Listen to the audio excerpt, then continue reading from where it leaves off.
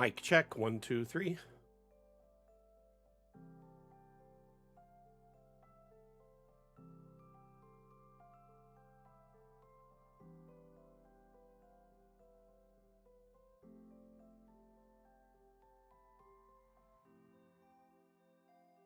Testing, testing. Mic check, 1, 2, 3.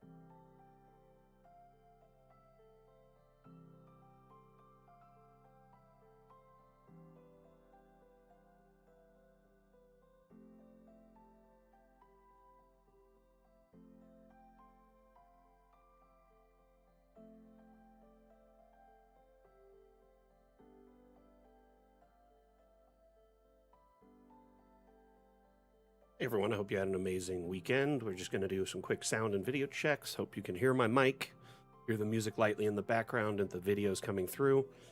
We'll be starting very soon.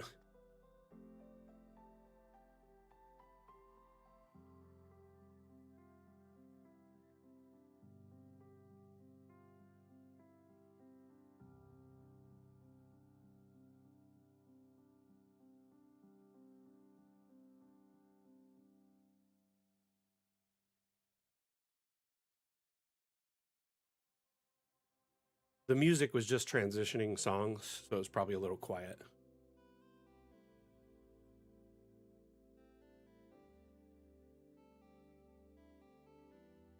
Gotcha. Yeah, it's always a little quiet in the background. The music's meant to be kind of just very subtle. Welcome back, Bremen.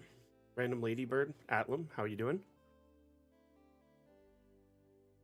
Okay, well, now that we've got confirmation everything's working, we can get right into it, I guess.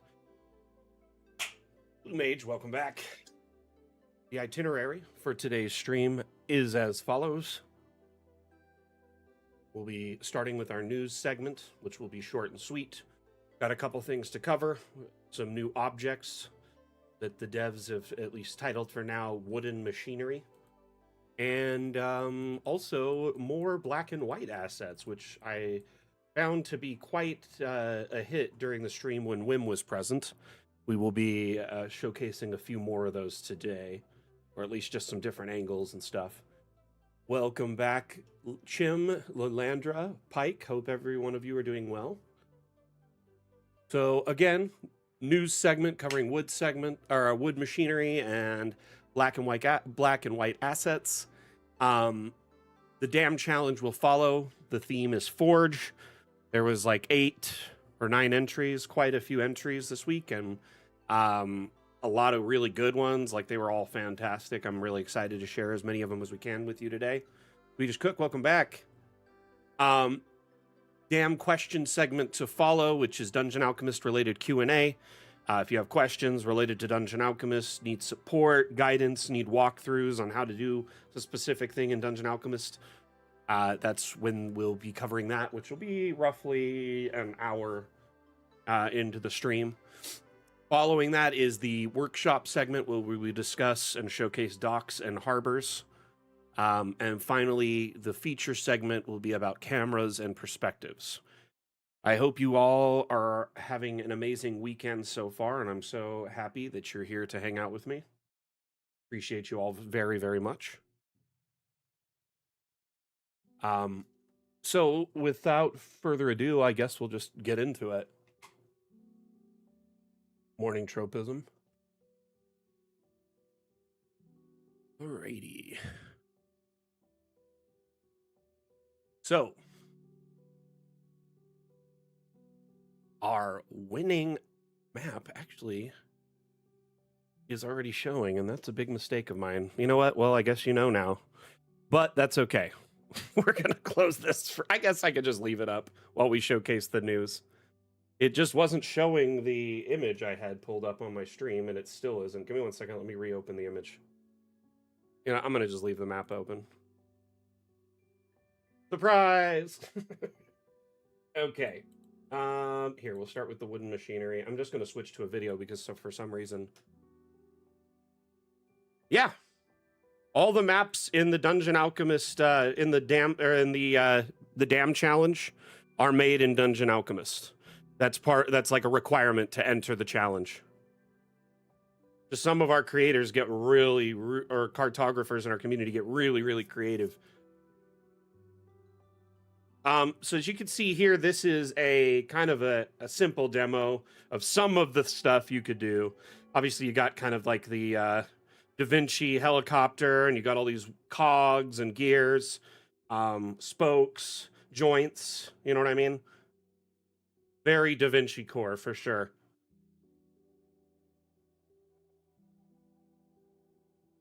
I wonder if the textures on these can be changed to metal too, so they could be metal gears.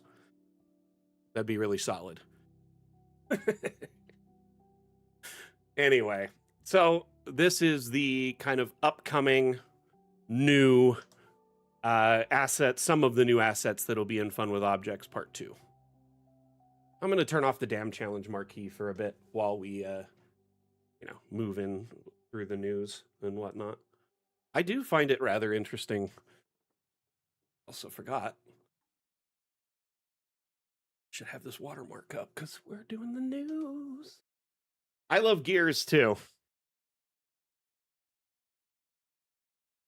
I'm pretty sure this is a modular object set. Like the way they're all linked together implies it. I didn't ask, but just looking how they're sitting here disjointed and spinning and stuff, I'm almost positive this is just a modular object set that they're building and are going to compile into a new, set of modular objects you can tinker around with.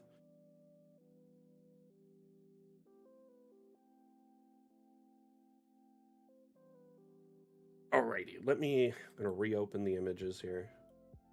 So when Wim was on the stream, he showcased a new type of room, a biome a new room type they're adding in the next update that has been kind of heavily requested, a simple drawn room. So this is essentially like cell shaded, or you know what I mean? It's like coloring book, if you will. But it's not just top down as you see here. It also has perspective to it, which is pretty interesting, to say the least.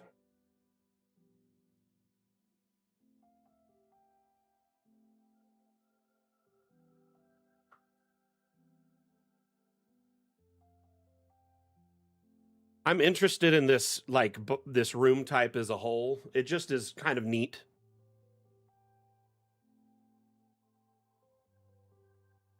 Okay, Atlam, we'll see you in a minute.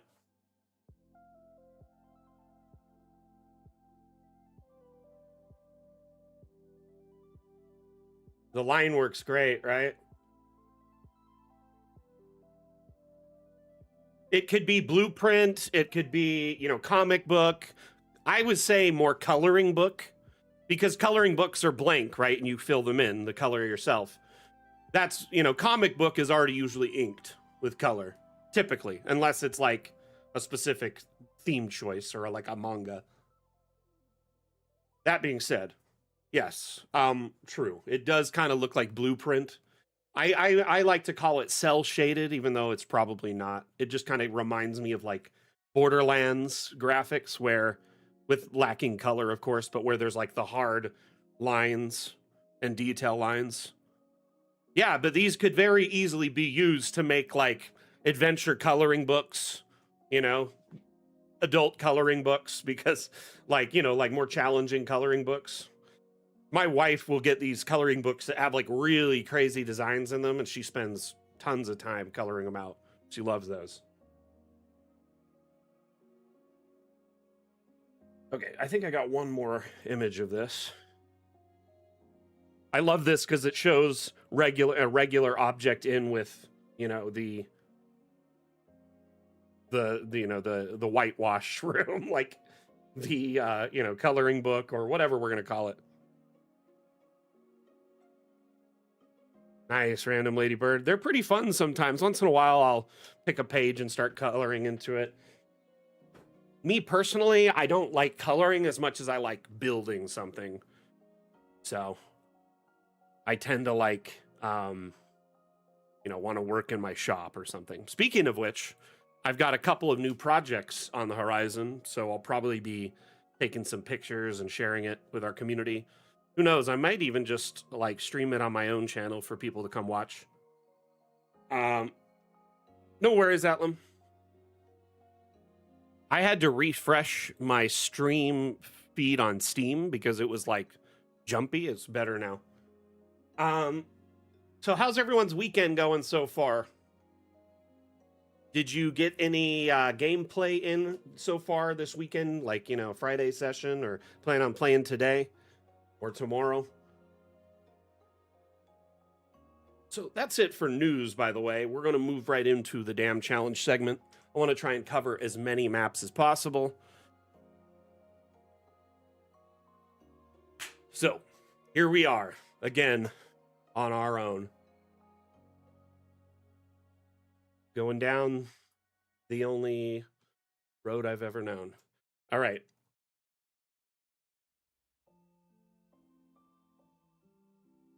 So this map was made by Anani, who I don't think is here today because they have a game they're hosting, unfortunately. Badge, it's okay. We can still honor their amazing work by taking a tour through this map, which is absolutely insane, by the way. Here, let me extend up everything because there's a lot of missing structure. Forgot we reloaded this.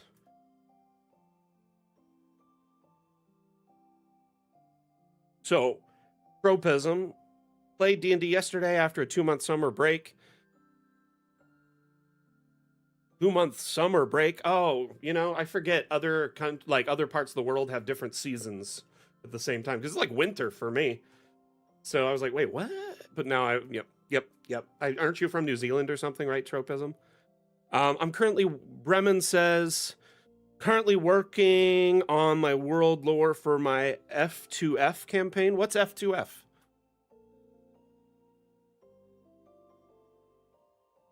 Bingo. Face-to-face campaign? So like in person, gotcha. Bremen, gotcha. It's also good to see you back. Are you enjoying the multi-level update and some of the new stuff we've added in the last at least 6-7 months or so?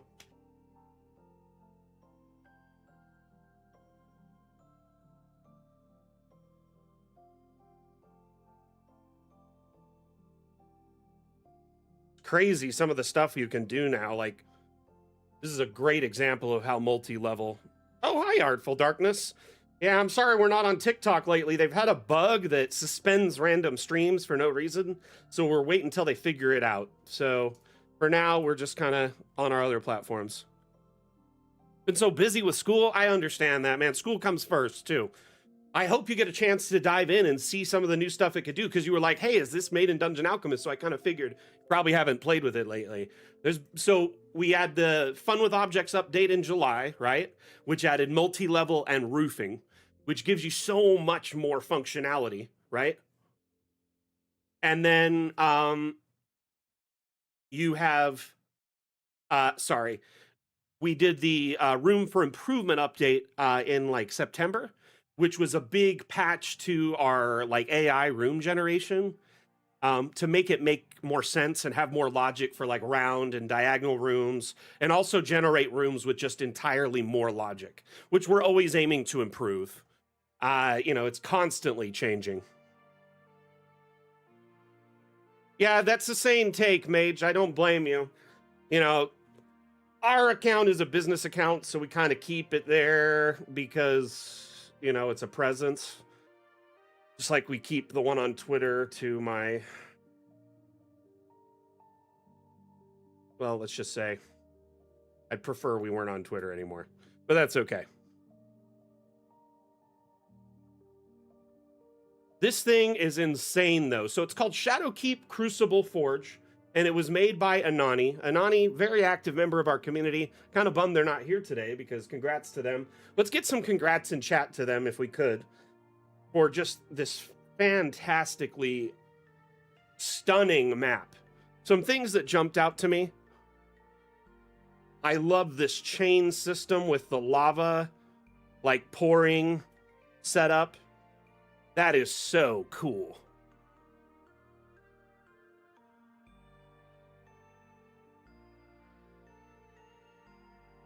You know, I feel like a lot of people are starting to get sort of burn out on social media as a whole, which is why I'm glad we have the stream too, as opposed to like, you know, just a social media presence. I really like engaging with y'all here.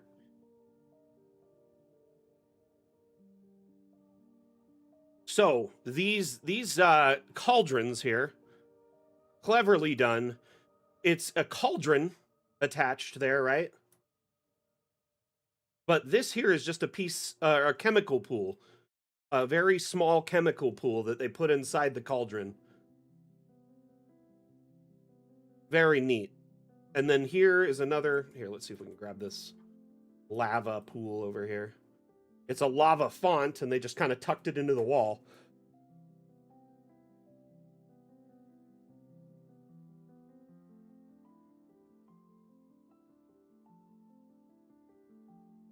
Evil Penguin, tomorrow I run my players through a multi-faction combat encounter. Going to be beautiful chaos. Sounds like it. I don't want you to explain too much, because I don't want you to give spoilers, just in case they're watching too. These basalt pillars, these are from on the workshop. I know that for sure.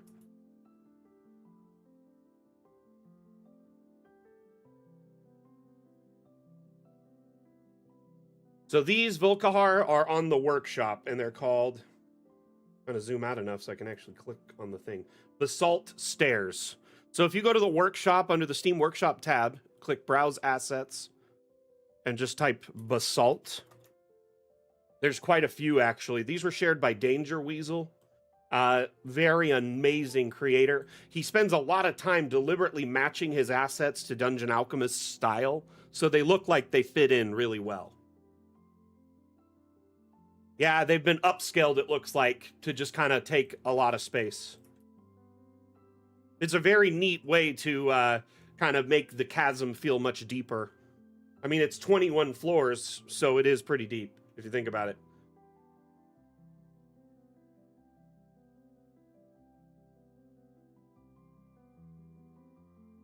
Get down here. Like, look at the scale of this. It makes my computer lag, so... No. 5 up, 5 down max was what we initially thought it would be when we were developing it, but then near the edge of development for multi-level, the devs opted to unlock it due to requests by the community, who said, you know, like, if our computer could handle it, we should be able to go up and down as much as we want. So that might have been the line, you know, before we launched Fun with Objects, but just before and ever since, it's been as many levels up and down as you want. Oh, max 5 down? Maybe. I haven't tried to do down before as far as I could. That's probably correct, though. Remy has got a really good memory. Mine's rather borked. But yeah, you can go as far as you want, technically. And I mean, technically, you could say this is all underground.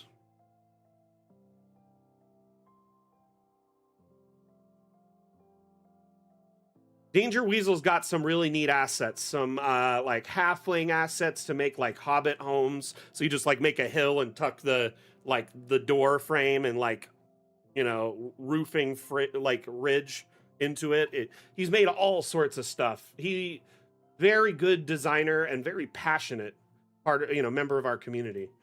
Definitely appreciate all his assets. Like this stuff here, the dungeon, like these mine carts, I'm pretty sure his. Anyway.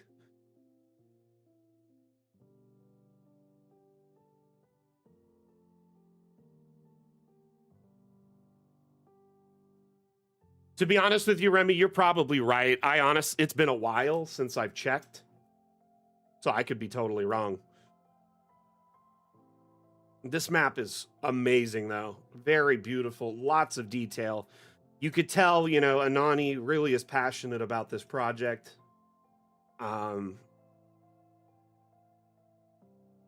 Yeah, you know, I feel like there's maps on the workshop that go down like 20 floors. I think it's as high up and down as you want, as long as your computer can handle it. 21, actually, Chim. Just to be 21. Okay, no, just kidding. It's a legal drinking age, this map is in the US. You know, I've asked the devs to add like a data like set to the JSON file for the map. Like it adds how much time you've worked on it to it. You know what I mean? How many sessions you've opened and closed it. Just little data like that, that when you are running the map, you can actually maybe enable it like an FPS counter in the corner, and it would show, you know, oh, you've been working on this map for 15 hours, and it counts up while you're there. You know what I mean?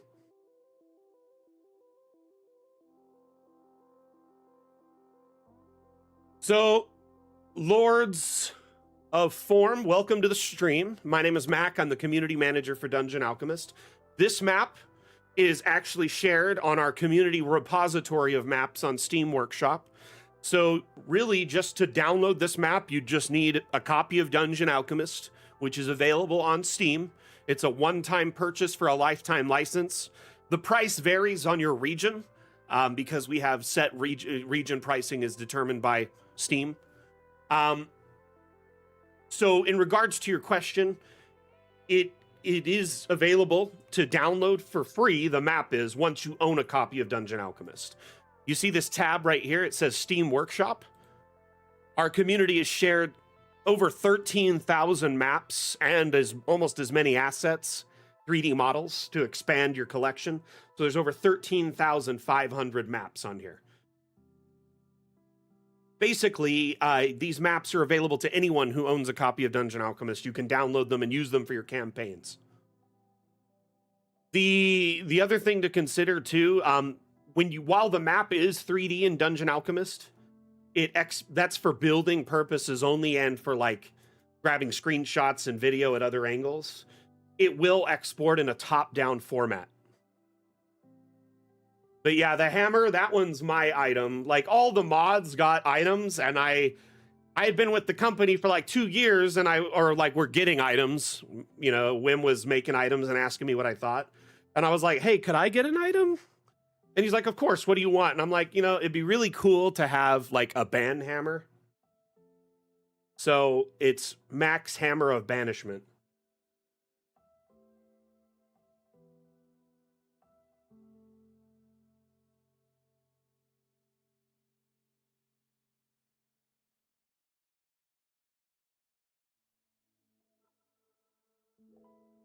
Oh, for sure, Bremen. Several people in our community play exclusively in Dungeon Alchemist, even.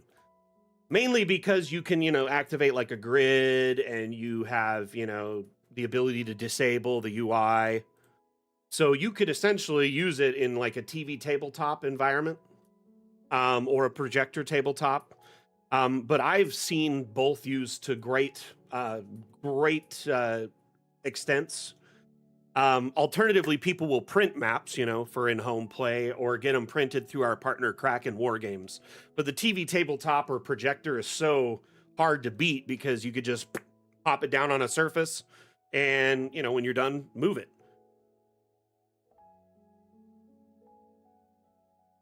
But there are projectors you can get on like Amazon for like, you know, 30 to 60 bucks. They'll mount on like a tripod mount. So you could get like a wall mounting tripod, or one that's like, you know, a mic mount tripod that's like an arm that clamps onto a table. So you can just clamp it on the table next to you and project it down, either or. Yeah, the problem with projectors is the shadow. So you gotta need it at an angle that no one's really touching from. So like what I would recommend doing is you have your players kind of all wrapped around one side, and then there's one side that it projects from, so there's less shadow. That being said, there are some DMs who go to crazy lengths to prevent shadow. I've seen DMs that do dual projectors or tri projectors, because That's like, you know, how in like a dentist office they have those lights that angle at you at like all angles. It prevents shadows from occurring. But Bremen, I think your players would love it. I mean, you can do an animated map like this right through DA, hide the UI, you're good to go. Or you could just export the animated map and then it runs as a loop and you just play that video in full screen. The downside is, though, you can't move through the map like you can in DA. So essentially, you kind of have like a limited area your players could see, and you could use that as almost like fog of war. That, or you could, if you're using, well, with a projector, you can't cover it because it's always on top of the projection. So you'd probably have to have either like an abstract in DA, like you can use these, you know, planes. Oop, there, and then you insert like a dark black image into it, and disable collisions and raise it up to like the top. This is going to take a while to raise, but you get the idea. You could cover sections.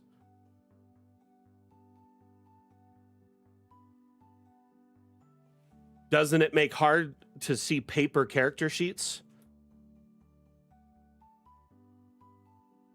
What do you mean, random ladybird? Well, and congrats again, Anani. Fantastic work on this. Again, let's get some congrats and some positivity in chat for this amazing map. We can't all win, but we can all be winners, right?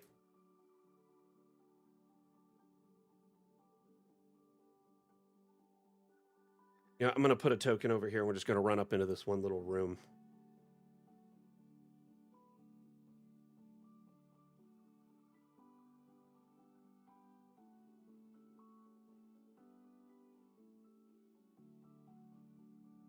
Ooh, pipes.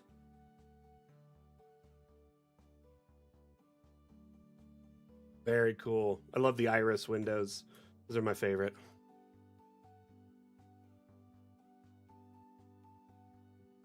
Yeah, this map is an amazing example of the things you can do with Dungeon Alchemist nowadays. Though I will say Anani is quite a skilled cartographer, and he's got a lot of experience and practices of late. So it does take a bit of practice, but it's still a lot easier. Yes, Lords of Form, they work. Dungeon Alchemist works with a variety of virtual tabletops, including Roll20. Though I will say this, you get the best benefit of Dungeon Alchemist through Roll20 if you have a pro account. Roll20 has like tiered accounts, right? And their pro account gives you access to all of their like plugins, scripts, or what they call them there. And the benefit of that is when you use Dungeon Alchemist and you export the map, you can export it to include like all of the lighting information for dynamic lighting, walls, windows, doors, etc. So it imports all of that data as well. So when you export a map from Dungeon Alchemist for Roll20, it'll include it'll include an image of the map, a still image, and then a script file that allows you to get all the lighting and other data for it.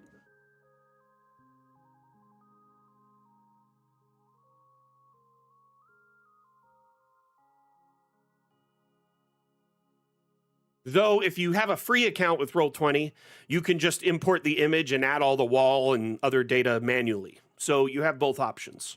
Okay, we're going to go on to the next map in the Damp Challenge. This one is from Pyro Slash.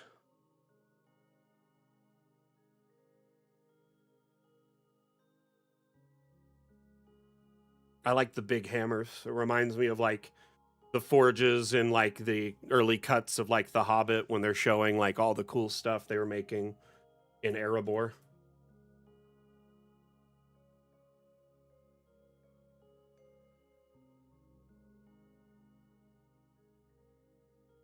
It made my computer crawl for sure. If you're going to open it, make sure you're on low first and like be in a 1x1, you know, dark parchment, and then go into it.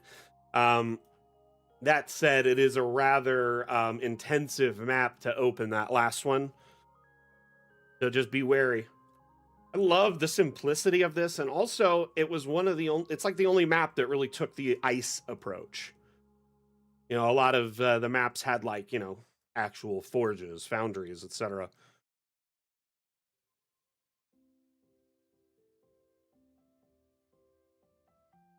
So the cryo forge.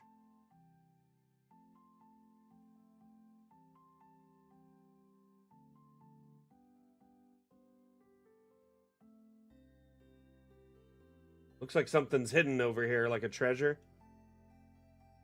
A little treasure chest. Man, that's Joe Schmo. Boop. So if the players decide to risk it, they could get some treasure.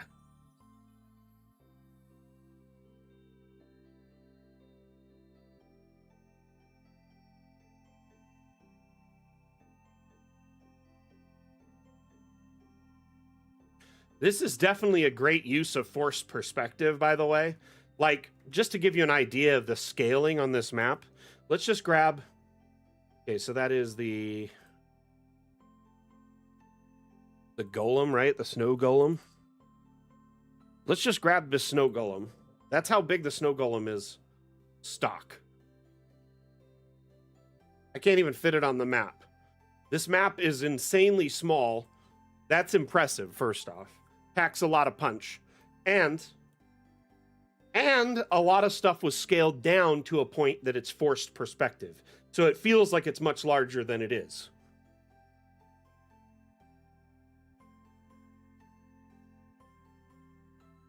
Polaris, welcome back.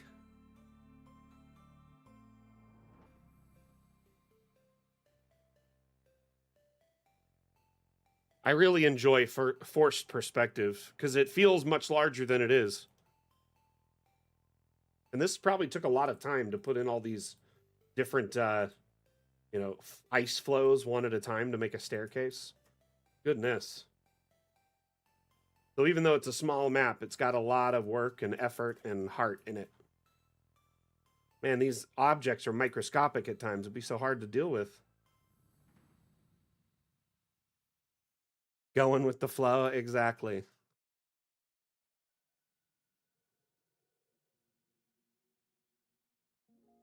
Great map, great map. All right, on to the next. Next one's from Lord Rev. Rev! Sorry, that was a horrible dad joke. I'll see myself out. I need a bit of humor today. I got a bit of bad news this morning and not sure how to take it. Personal stuff, so it's nothing to do with like work or DAs. Sorry.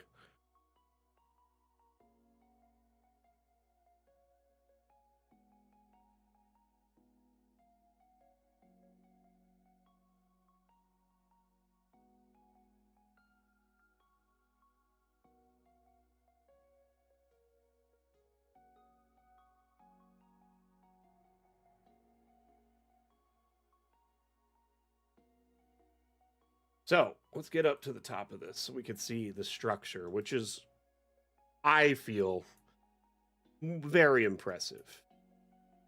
Rev, you're getting really good at building like superstructures. You know what I mean?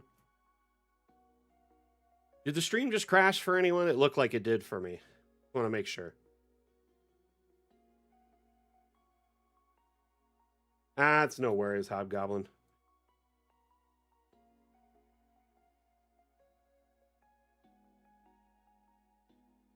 That, and I just keep seeing bad news. So I'm like, combo, wombo, kind of bummed.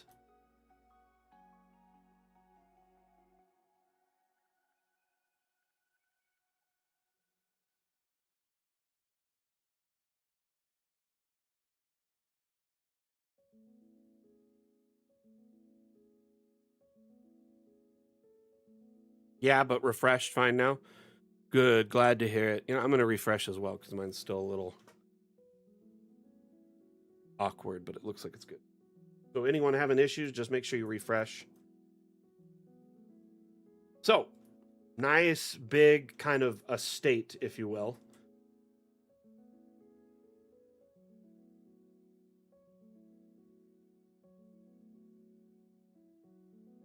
And here we have the double-sided forge.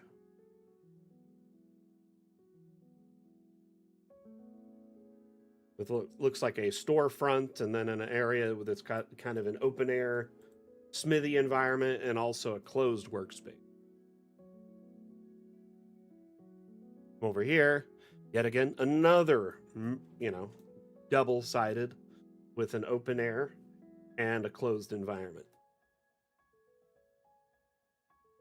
So this is like the Church of Gond, basically. Yeah, you do and your open air forge, your smithies, you do a really good job at that. You're double-sided and open air. That's like your signature move.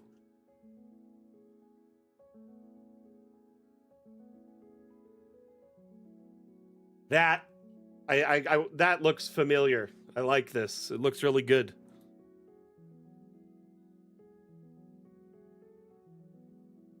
Yeah, for sure. That would probably get sweltering inside. Love the bell tower. Ah, with the teleportation mark. Why walk, right? Walking is for losers.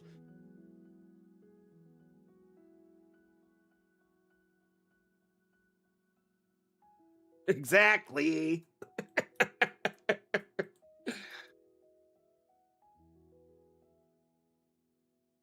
Man, this probably took some time to get just right, huh? All the benches, the pews.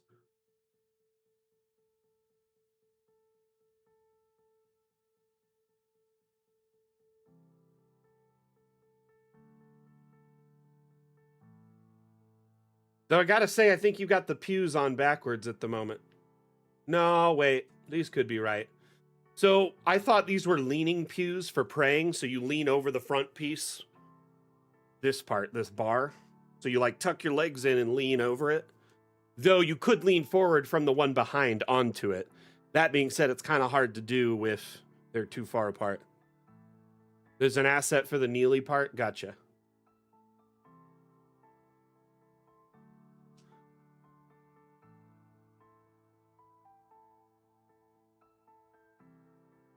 So in 5e, like extended, like if you the artificers, they essentially their religion is Gond.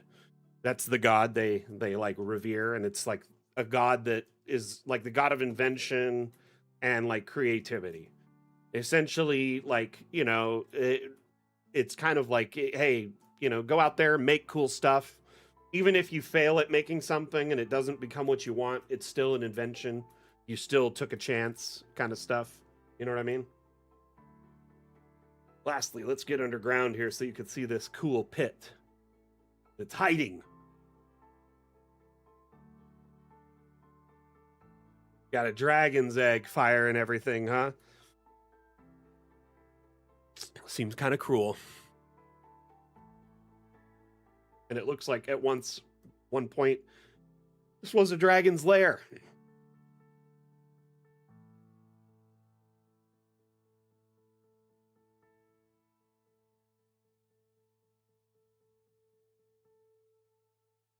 Oh, there's like a cave or a tunnel over here somewhere.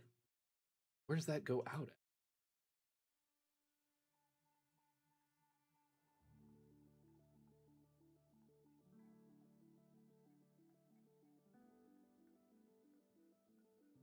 I like this chair and stuff on top of the bookshelf. No, I know they're in this room. It's just for some reason is showing on the floor below when it shouldn't be. Alrighty. Fantastic work on this.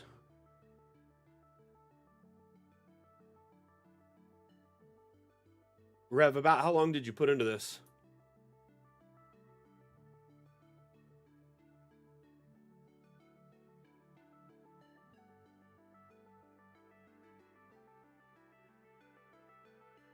I really like the spire for all the light here too.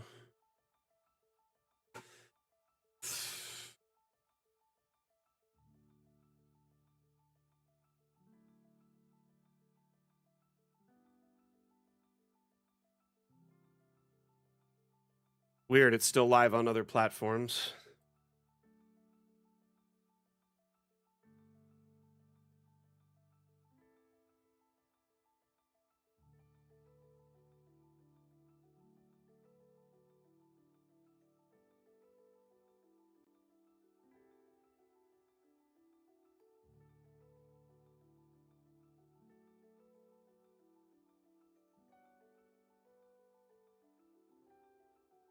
Come on. Oh, we're back.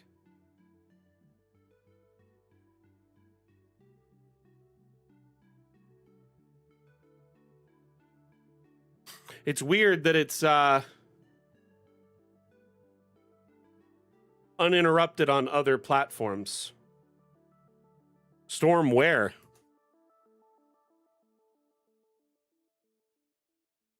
Oh, yeah, like polar vortex and stuff. Dallas gets an inch of snow and just shuts down, right? I'm just kidding. All right, fantastic work on this, Rev. Thank you for sharing your work with us. We're going to be moving on to the next map. This one was pretty dope as well.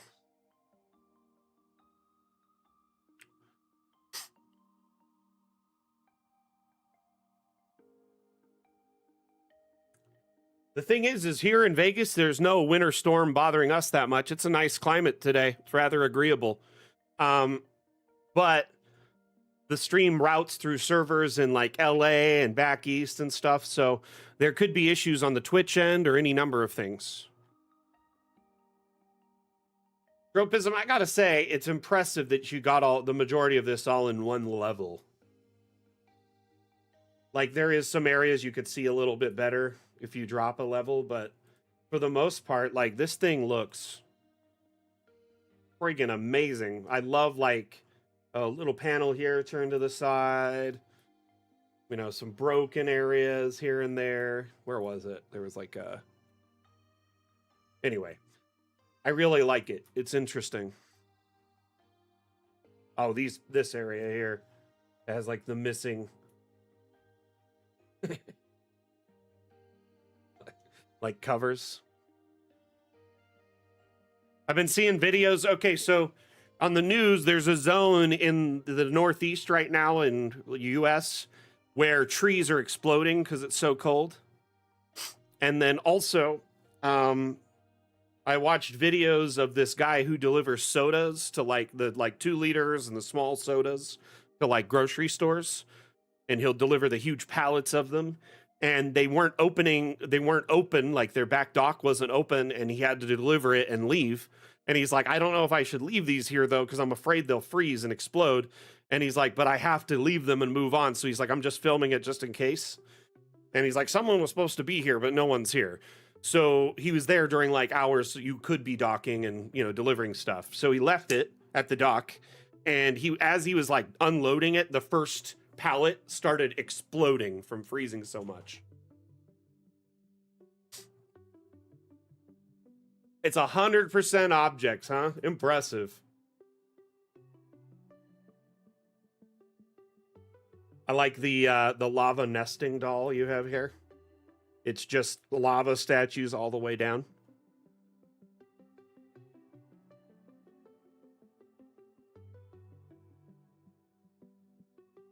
Great use of the industrial assets too. Just gives like this amazing vibe of like an industrial kind of society. You know, it could be magical, or it could be even like a cyberpunk, or not a cyberpunk, a steampunk. My bad. That was a slip of the tongue there. Steampunkish for sure, though. Or even like 40K. It kind of has that vibe. Like this could totally be a 40K thing.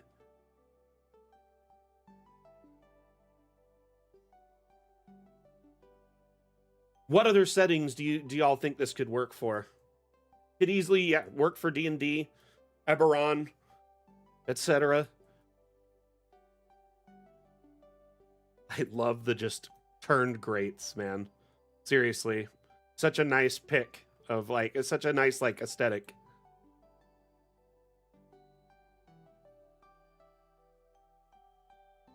Kind of Quake. Yeah, it does have that Quake or Doom aesthetic to it for sure.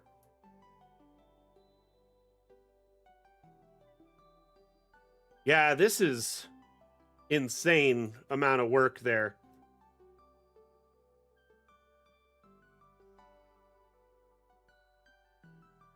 This looks like the flux capacitor. No, I'm just kidding.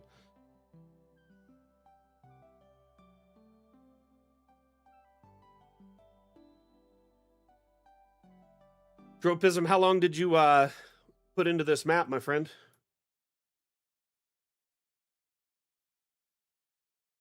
By the way, I just want to apologize. It looks like we're having connection issues today with Twitch.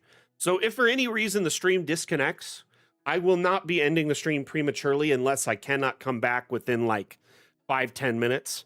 But just keep in mind, we're live on other platforms. The Tube platform, we're live on Steam, we're live on Facebook.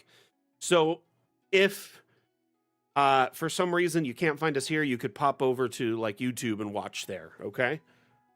And I will usually keep the stream feed trying to run to Twitch until it just crashes on its own. It usually has like 3 minutes to reconnect before it crashes. So I won't just bail and ditch y'all, especially without saying something in chat or whatever. So if for some reason that happens, just you know, stand by, or you know, might maybe pop over to another platform. This area here that's like 100% anvil flooring, interesting.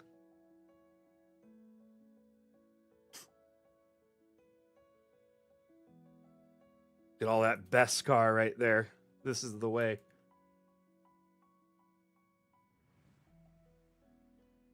$40 to 50 hours? Dang. This is some of your best work yet, my friend. Really good. And great use of the skeletal plain biome. I believe that's where you're at, right? Yeah, because you got these like tryptophobic little things there. Nodules. Alrighty. Onward. Next map. This one's called Sanctuary, and it's by Lilandra.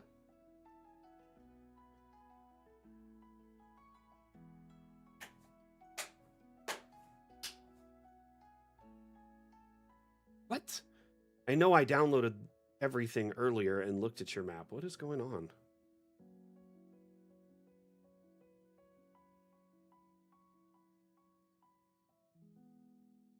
Right, Panda? That map was really metal. It was pretty cool looking.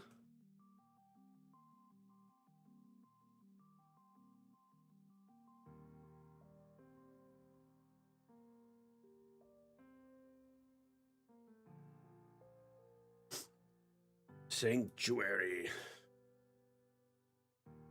So, here's your entrance.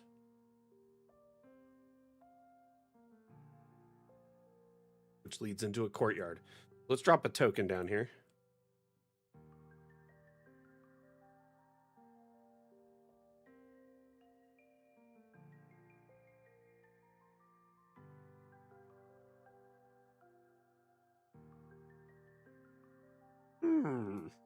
Secret door. Secret tunnel. Secret tunnel.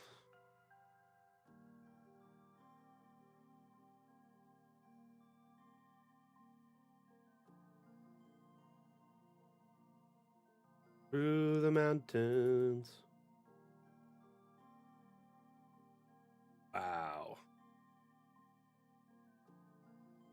These the burnt wood door frames. Interesting. There's 2 secret doors? You scoundrel, hiding secret doors from me. Where is the other one? Huh. Ah, it's in the corner, making it very tricky.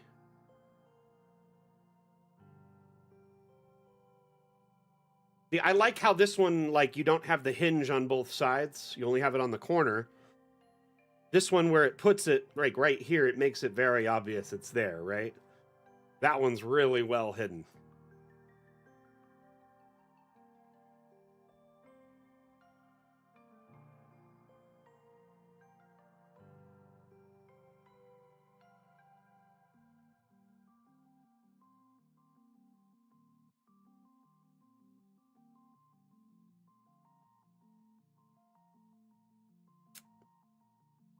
Lots of jars and bows.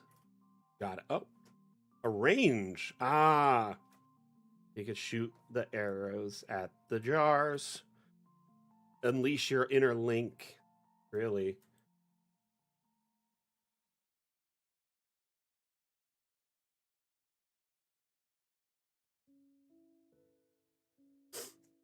That's actually really smart too. Yeah, if you find the first secret door, you're not really going to be looking for the second one.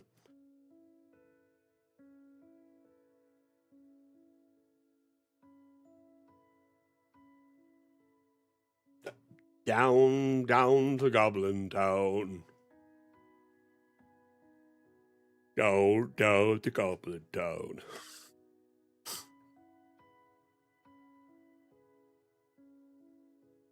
What did I walk into?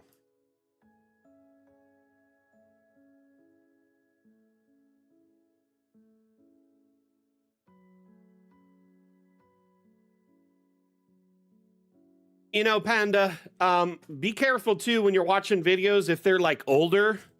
Some of the older videos, especially from like people in our community, they well intended, but a Dungeon Alchemist has been updated a lot since then.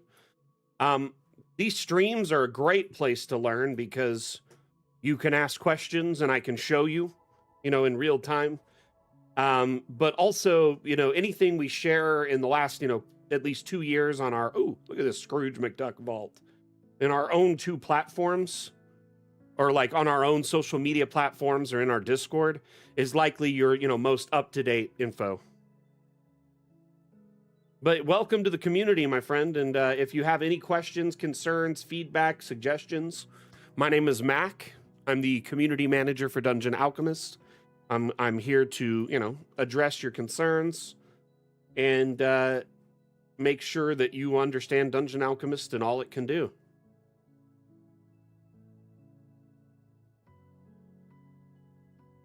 Jump into the gold. Despite Scrooge McDuck's insistence that you can swim through it, that's a death sentence. They really, really did it right in Family Guy, where they showed him jumping into the pile of gold and immediately breaking all of his limbs.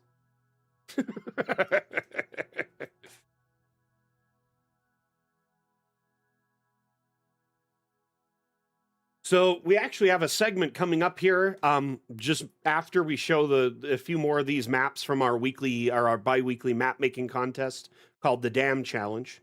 Speaking of that, Atlam, we need to start collecting ideas for themes. So chat, if you have any ideas, suggestions for our next Dam Challenge theme, please suggest it in chat to Atlam, and Atlam will take note of it. And we need to start, if someone suggests a theme you like, let's definitely start, grouping up and voting into,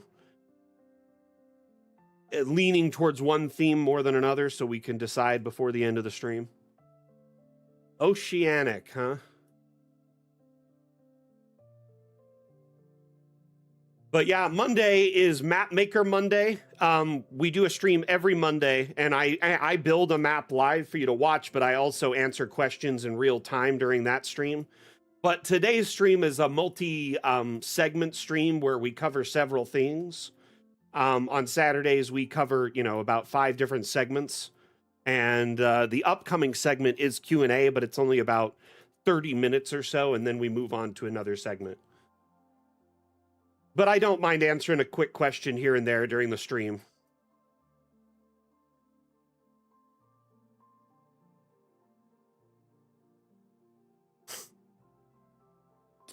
One theme I would really like to dive into is like shop or general store, like a store. You know what I mean? I would love to get more stores on the workshop.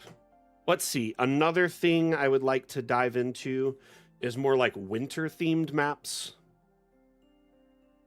Very cool. Very, very cool, Lalandra. Thank you very much. How long did you work on this map, Lalandra?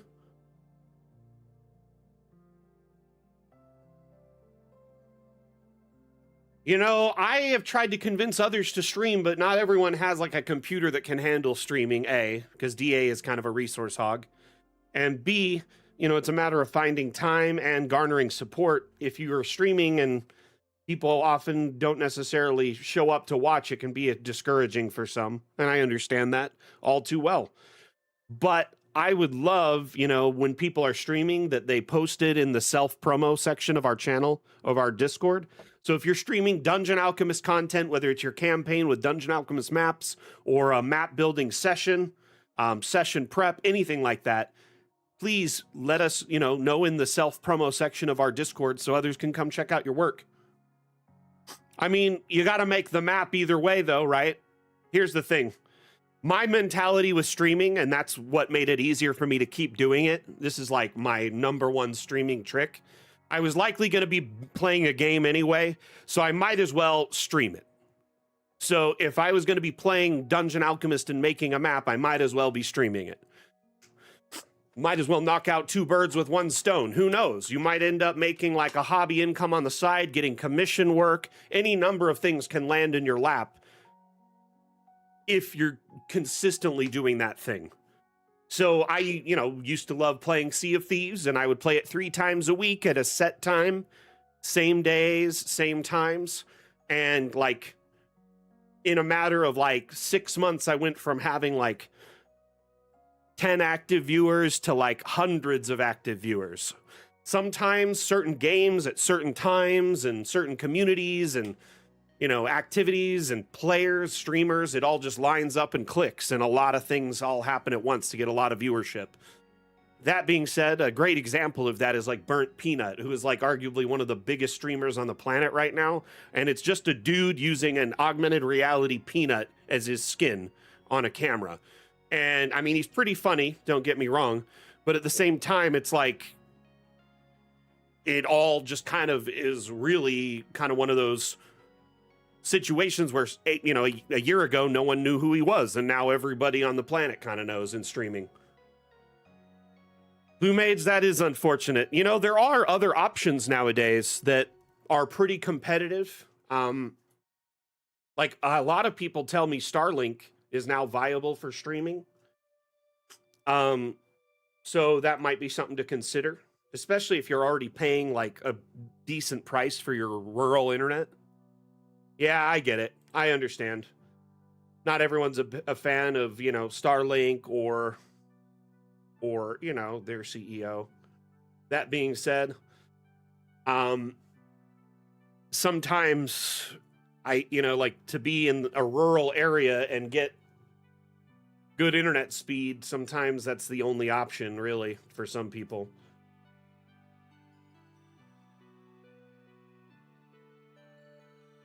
This map is something else.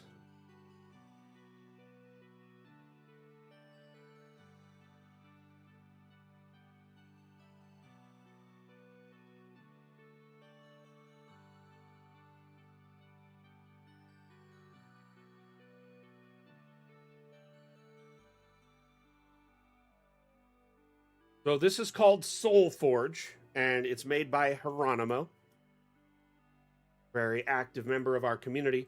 Speaking of Geronimo, so if you haven't heard already, first off, our next Saturday stream, our next Dungeon Alchemist map-making show, i.e. next Saturday, we have a very special interview with the lead developer of Dungeon Alchemist, Carl Krombeck, or Aranis, as you know him on our Discord.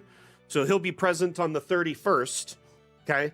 But the following stream after that, on the 14th of February, Valentine's Day, I'm going to have a very special interview with Geronimo. I've been just lining up these back-to-back amazing interviews with either awesome community members, moderators, or devs. So I'm very, very excited. Yeah, sorry, I forgot to raise up the levels. My bad. Yeah, I know they're there. I just kind of forgot to raise it up when we started talking about it. Isn't it really neat, though? Like these suspended kind of structures here.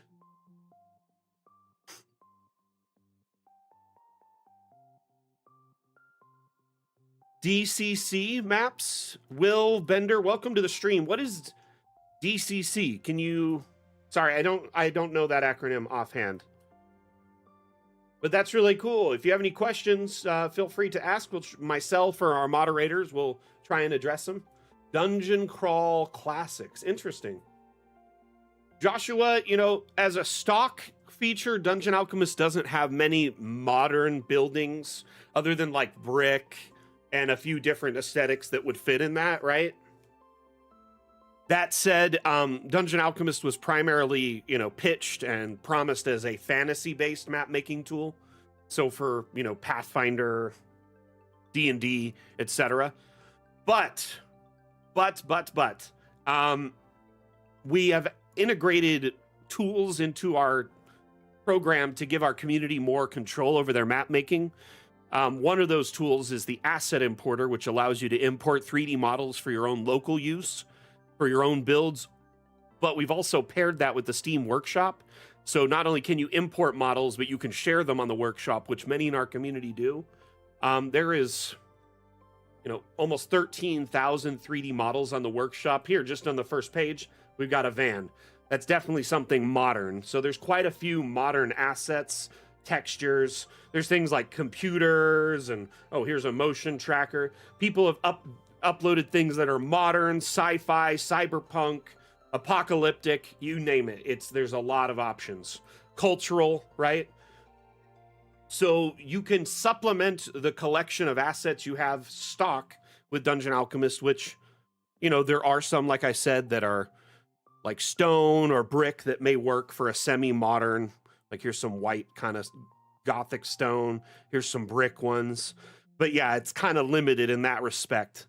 There's not going to be like a stucco house or, you know, many different things that you might recognize for interiors. Here's some fancy wallpaper, but nothing kind of generic or bland, really. You know what I mean? So while it will excel in some areas and be okay for it, it's not necessarily what it's made for. So if you want to find this map, you just search Soul Forge on the workshop. It's also available in our Discord, so you could just go in our Discord to the Damn Challenge channel and browse all the most recent maps. But yeah, Soul Forge should find it right there. He actually shared the blank slate of the map too, so if you want to just reuse the base of it, you can and make your own thing on it. But yeah, Hieronymo, who the creator of this map, will be joining us on stream on February 14th for an interview.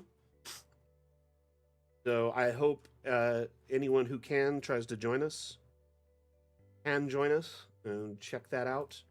And as I said, the 31st, our upcoming interview, just a week from today, is our lead developer, Carl Krombeck. Very excited to have him on.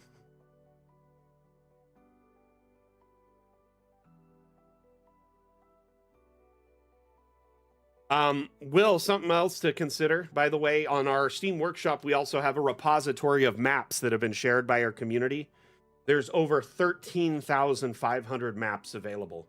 So a lot of footwork may be done already if you know, just need something quickly for a quick encounter. Oh, I need a forest map or a city or something, a mansion, a castle. You can quickly go find one and download it and save yourself some time. That, or maybe you use it as a base for, you know, a foundation for your own map and then make some subtle changes to it. Every map on the workshop is editable. Hey, by the way, who was just asking about modern maps? This here is a great example. This is like a street in an industrial area. This was made pretty much entirely using workshop assets.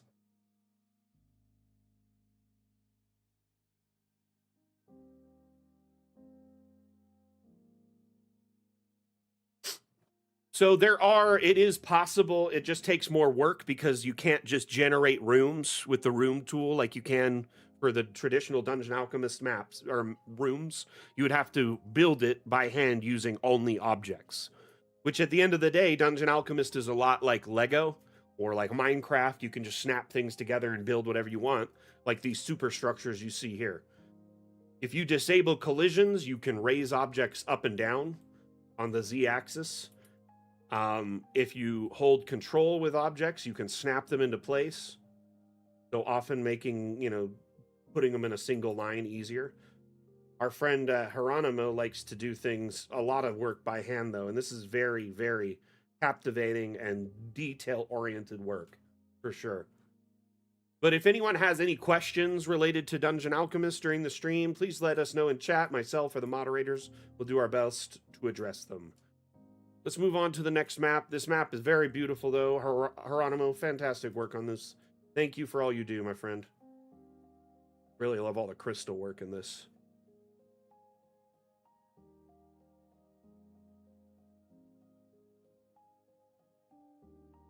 What's up, Dag?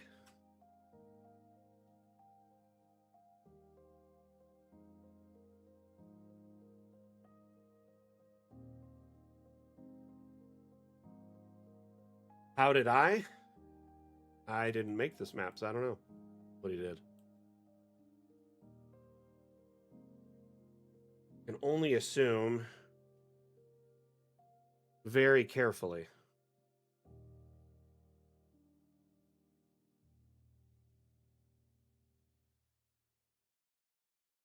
Trying to pull stuff out of there.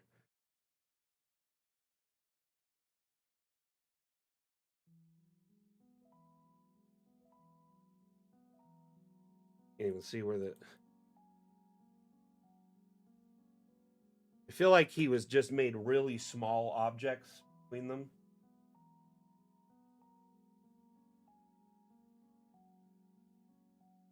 What's at the end of this? There has to be something at the end of it.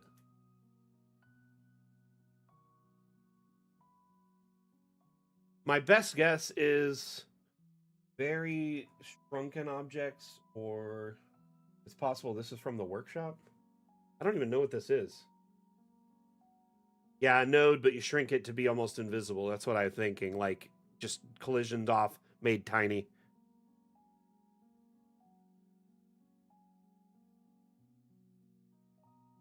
Alrighty.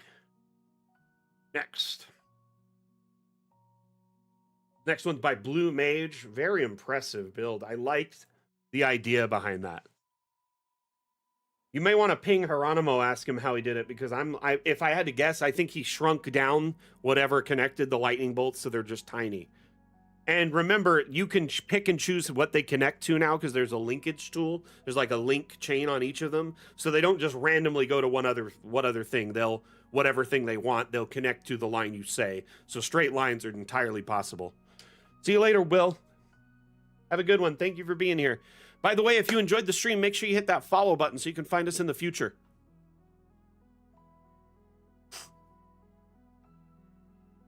Much appreciated. That goes for everyone enjoying the stream today. If you're having fun, enjoying the stream, enjoying Dungeon Alchemist or our community, and you want to make sure you have a spot to tune in to ask questions later, or learn more about the program, make sure you hit that like, follow, subscribe. That way you can find us in the future.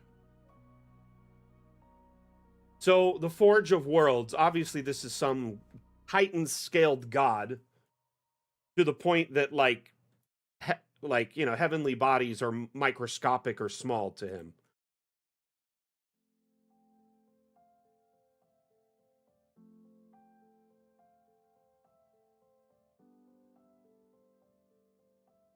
Sneezed just barely, sorry about that.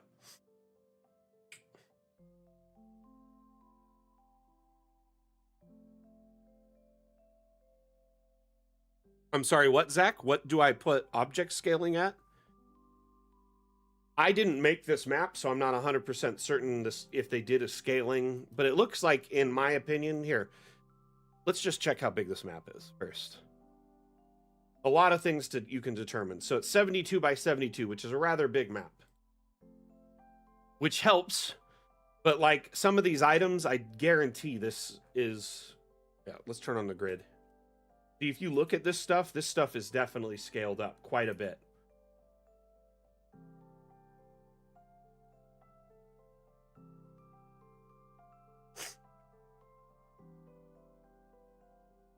So objects internally are scaled at a meter scaling, and we do that because when you generate a room by default, if the objects are too small, they're really hard to see in a top-down export. That was an artistic choice. Maps in Dungeon Alchemist export at a 5x5 square, 5-foot square, but objects are scaled internally to a meter square. That said, like when you look at a bed or some objects like a book or a hammer or a water bladder, they may look completely wrong scaled to, say, a 5-foot square, but they look a lot better artistically at that size. So that's the default size. Now, in Dungeon Alchemist, though, in the object menu, you can set your default object scaling for objects to anywhere between 50 and 200%. And what that does is it takes every object in the object menu and shrinks it down, down to 50% or scales it up to 200% by default when you grab it. So it saves you some time. But this does not apply to generated rooms.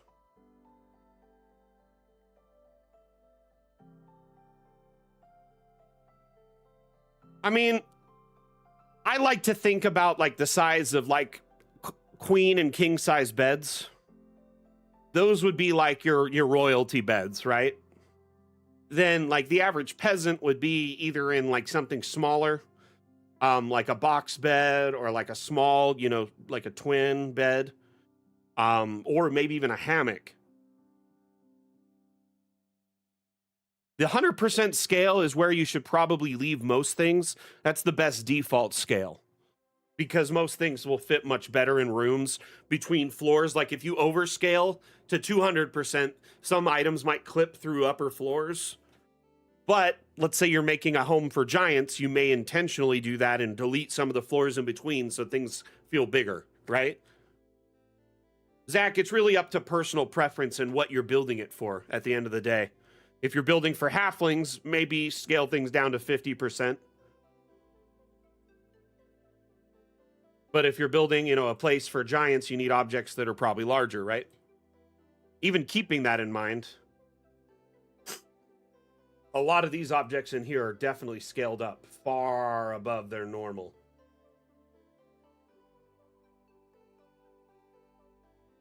Let's grab the blacksmith. That's the normal size of this token.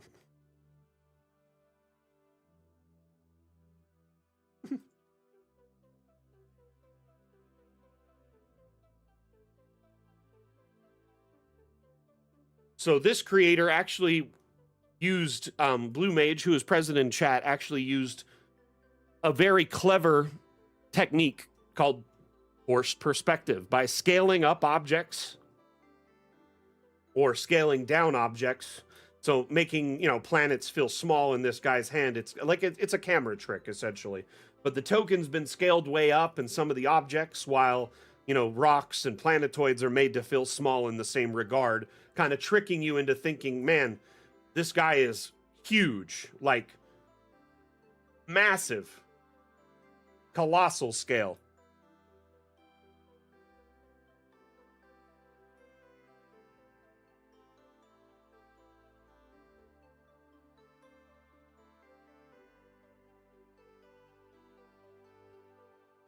Father, when can I make planets like you?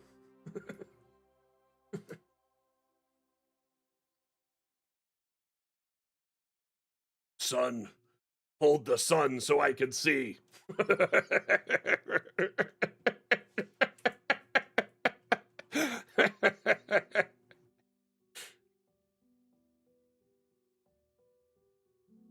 If you look, though, carefully, you've got like a Saturn over here on an anvil and Earth. It's like he's making up a solar system. Got some blueprints. Just a bunch of moons just chilling out in a chest. The scale is insane if you think about it.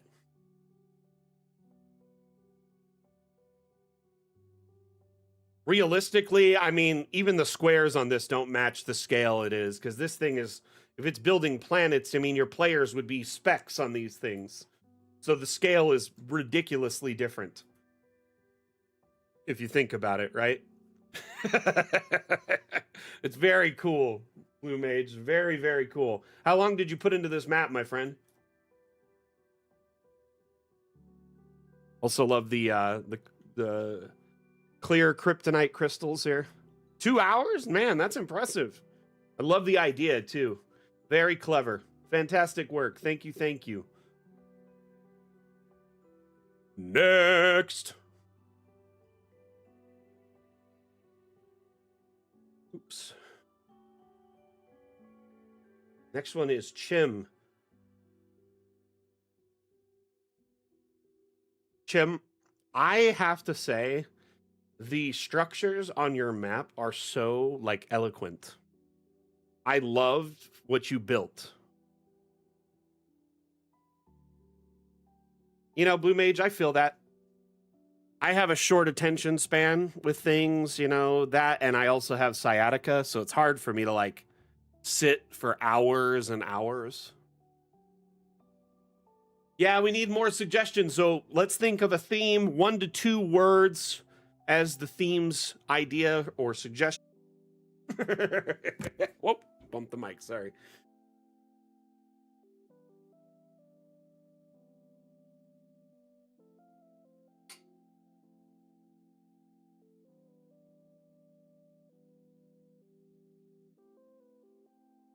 Yeah, I peeked the video before the stream earlier. The song, I was like, wait, who is this? And then I realized it was an AI song. I was like, oh, interesting.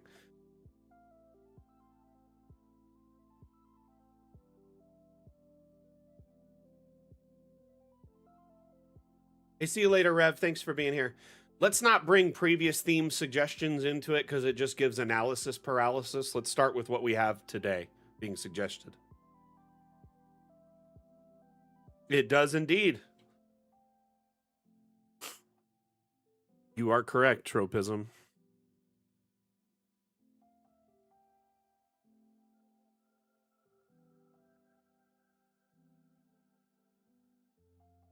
Wizard Tower is your suggestion, Joshua. I like it.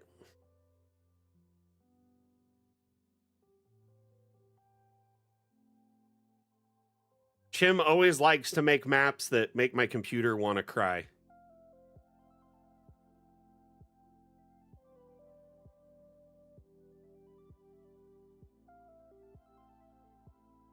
What'd you do?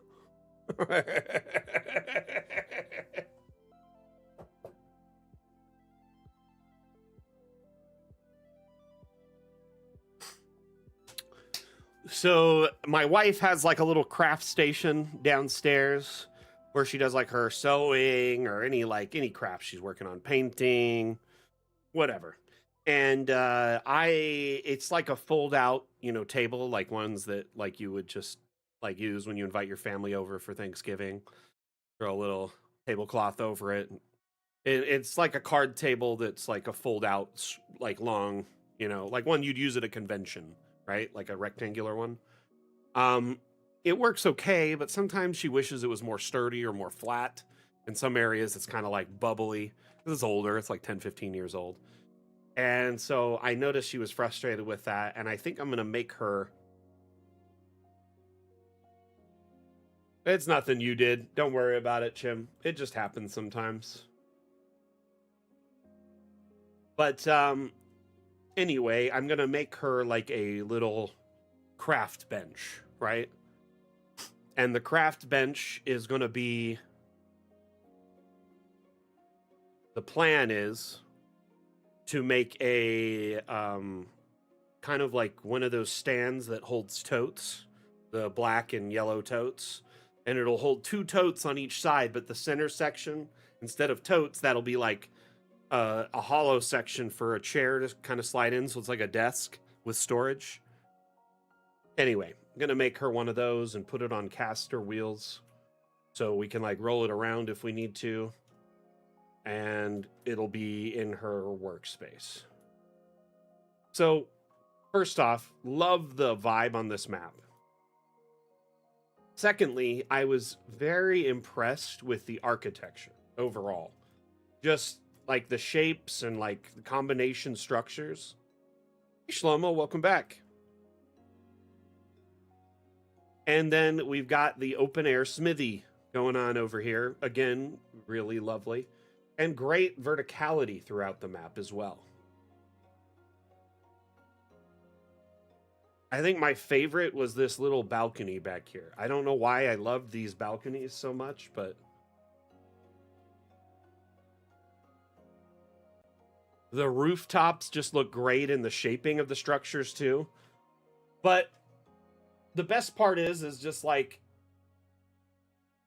the shops, like are the little store like shop front here, and the forge with all the minotaurs.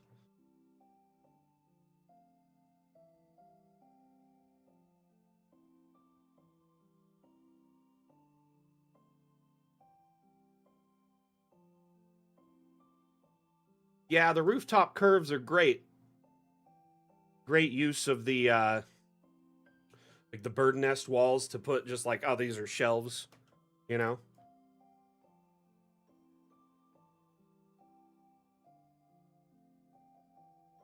The bridge is several objects combined, some kit bashing, if you will.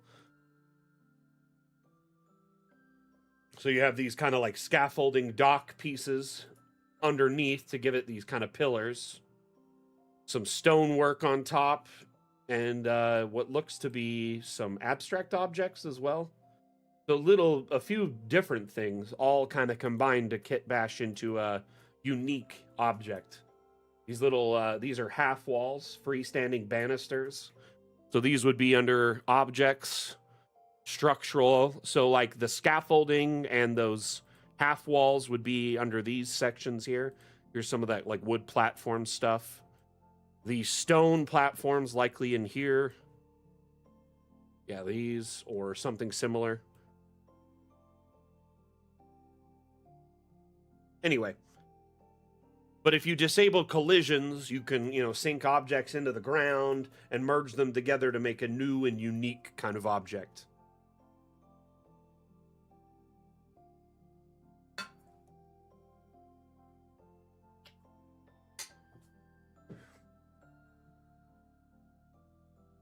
It's like 5 or 6 objects kind of merged together to make one, though. It's very clever, for sure.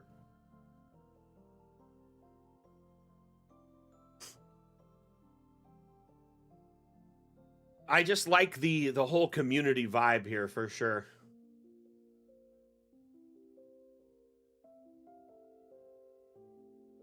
Yep, the milk cogs soon, right? For sure. For sure.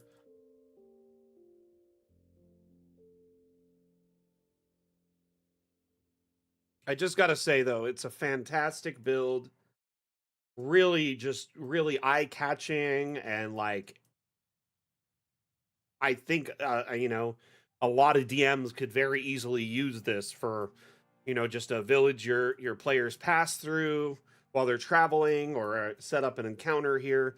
Great little, pass through area, or even, a village of minotaurs nearby that people can interact with is great. I think it's beautiful, Chim. You did great work. Where is the plaque at on this one, though? Oh, there it is.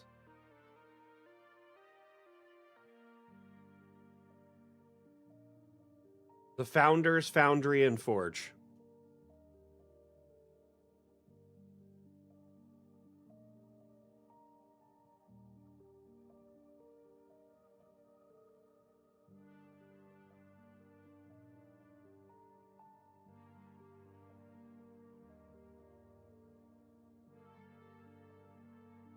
Oh, there are now hundreds of examples of multi-level on the workshop, and you can download them and check them out. But yeah, we're constantly sharing images and clips of multi-level structures now.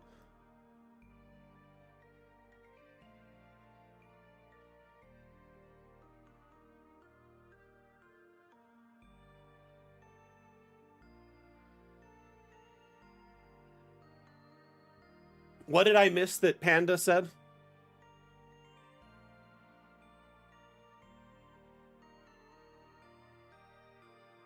So yeah, we probably won't be diving into like licensing, or making settings that are in specific settings or themes where we have to license creative use of other people's content. That's the beauty of Dungeon Alchemist and like a fantasy aesthetic, is it can be used for lots of different game systems. The primary in our community are D&D and Pathfinder. That's why I just mentioned those, but there are lots of fantasy-based, tabletop game settings that Dungeon Alchemist can be used for. Were they asking for... Panda, were you suggesting like an update with assets and themes in it, or a suggestion for our Damn Challenge contest for people to make something? Like to make a map in the next 2 weeks using that as a theme. Just want to get clarification for sure. Right, Tropism? Though I think you're letting your inner demon speak a lot there. Not many people, just look at a thing of hay and think, hey, let's set it on fire.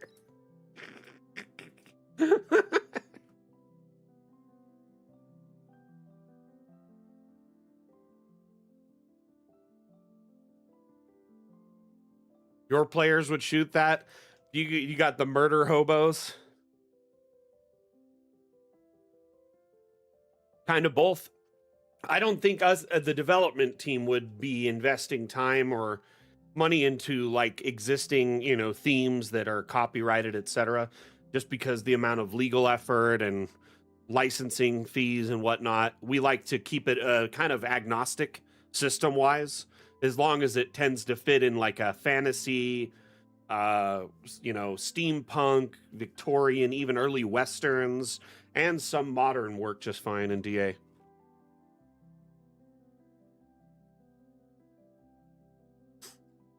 You mean this stonework right there? Or the raised terrain walls? Some of it is rock kind of merged into the walls. Some of it's actual terrain. This portion here is just a terrain paint. This one right there. And it looks like Chim mixed in some dirt with it so it would feel kind of trotted. So she would just kind of sprinkle a little bit here and there. Likely very little. Like, whoop, little smudge here, little smudge there. Remember, these terrains mix and match, and some of the paints are stronger than others. And by that, I mean, like, some of them overpower the others. So you could see that there's still the lines and whatnot under this one to an extent. Like, those cracks and stuff still exist. But, like, the cracks will still have the dirt that was under them. So some of them, like, have hollow areas or aren't solid, if that makes sense. So let's go over this with this, right? Then go over it with this one where it has, like, it's just like cobblestone. But then the grass is still present in between. So in some instances, you can take advantage of this. So in my case, I'd probably paint over it, like, with dirt first. Make sure all those cracks are filled. Then go over it with, like, this. So now you could see the cracks filled with dirt. Also adds to the kind of illusion.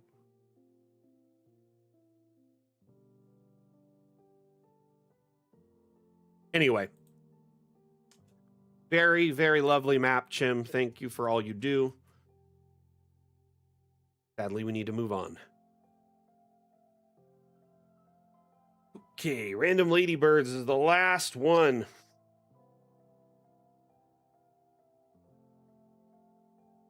Fun with Objects Part 2 is our next planned update. Fun with Objects ended up being so time-consuming, and between a couple of things. One was the Unity migration slowed us down, and then the other was getting roofing and multi-level to work to a standard you all would expect us to deliver. The first iteration of it, the devs had me play with it and asked me what I thought, and I was like, I think we should put it back in the oven for a few more months. The early iterations of roofing and stuff were so hard to use that I basically, like, while this is fun and I like the direction it's going, we definitely need to make it more streamlined and user-friendly. So this iteration, they're very proud of it, and they plan to improve on it more and more. But Fun with Objects got split into 2 parts, so we wouldn't delay into this year or even till the end of this year to release it all. The devs right now, as of this moment, Like Wim was on the stream a few weeks, like a month ago, and he stated that he feels like August or later is a safe bet for Fun with Objects Part 2, which will include lots of stuff in it, including new room types, hundreds of thousands of new objects, rotating objects on any axis, hopefully mirroring objects, grouping objects and moving them as a group. Like, all sorts of things are going to be in this update that a lot of people want. So I think it's worth the wait to get all these things done.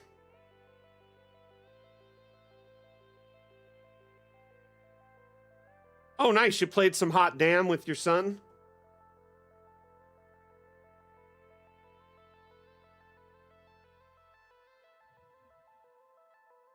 Right. How many ladybirds are there on this map? Oh, is that a snail?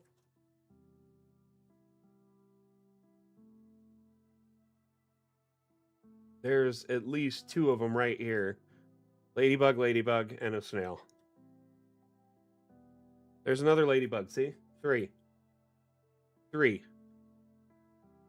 Found them.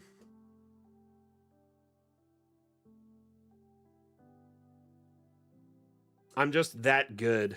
You found 4. I thought you said, oh, she said at least 3. Got it. But yeah, there is at least 3 on this side right here. Oh, there's a 4th right there. Boop. Give bop. Okay. Let's head inside, shall we? Honestly, this seems like a very down-to-earth forge, which I like about that. Like, this seems like something you'd have on a farm or a ranch or, you know, like maybe a small, like, village. Nothing overly fancy, too, at the same time. But it also feels like it could be used to support, like, a small garrison.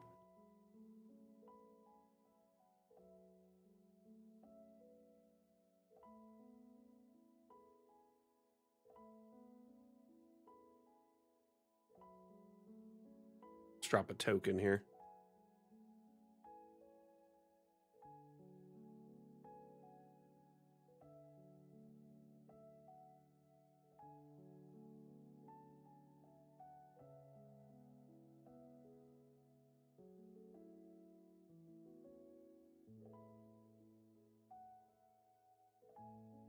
That's cool. I like that.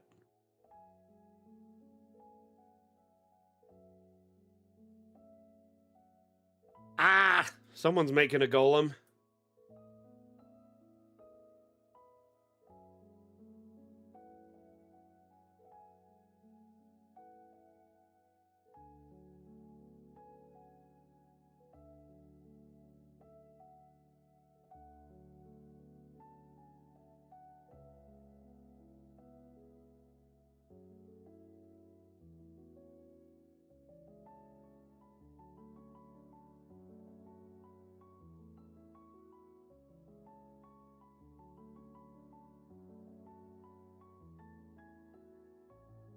Very well designed.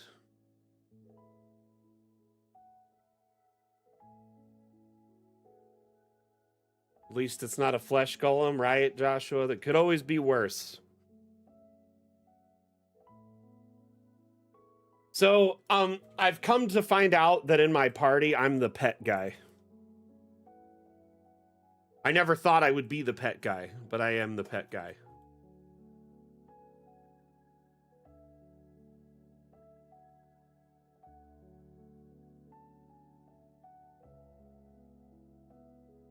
Yeah, lots of rooms there, huh? That's very cool, though. I like it. I like it a lot. Very fun map. How long did it take you to build this, would you say?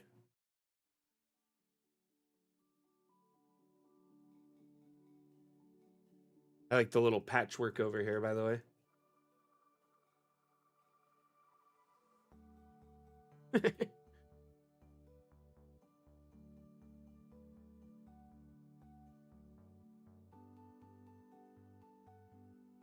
Oh.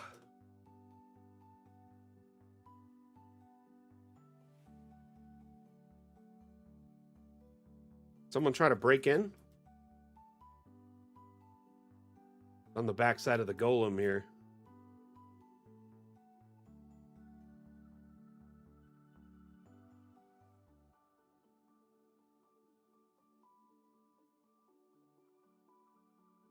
That or someone broke in.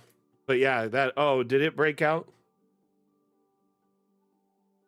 Gotcha. So you don't know what his intention was there? Either way, very cool. I like it a lot. Very cool.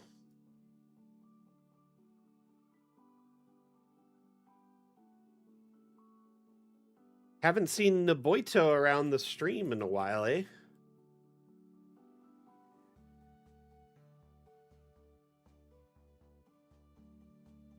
Very cool.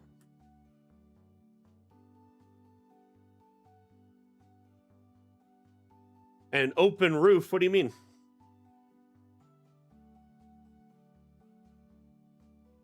Oh, like an open area like this where some area is roofed and some area is not? Well, so you can choose to delete roofing with the erase roof tool, right? Notice though that those were 3 different sections, and that's one section. You also, if all the roofing is the same in one area here, it will allow you to merge it into one singular roof. Now, if these are all separate spaces, technically, and that's what's the clever thing about this, if you take this tool, the draw room tool, and then you select the edit room tab, you could click here. This here is just this section is Village Alley, right? Over here is another section, Tavern Brewery. These are all small little rooms, separate, independent of each other. Just, I would say, from pretty much from like here. Let's go down to floor 1. So technically, this section is one room, this section is one room, and this section is one room. This section is another room, so they're all independent from each other as rooms. Even though they have the same walls and floors, they're technically separate rooms. And as a result of this, right? It is weird that that one's got a separate wall. As a result of this, it allows you to break the roofing off in sections. So the random ladybird and her son, the workers of this map, took advantage of that. So they have one roof here that's like a flat roof, that's like an awning or cover. And then over here, they have this kind of angled roof, like to the entry points to their house. Again, so another cover, and it adds to the aesthetic of the roof there. Yep, another benefit of having separate rooms is you can have separate tiles too. So even if you have the room split up into like triangles or a little circle, then it can have different tiles there. That's how people mix and match floor tiling to get like really intricate designs, is they'll just break it up into lots of smaller rooms, but just have no walls. Does that make sense?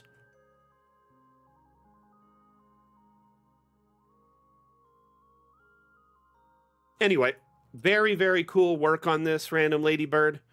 Thank you so much. And tell Naboito good work as well. Really liked it a lot. Oh, I see why.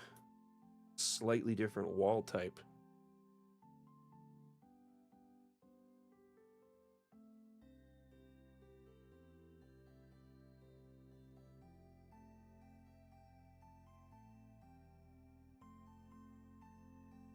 Weird.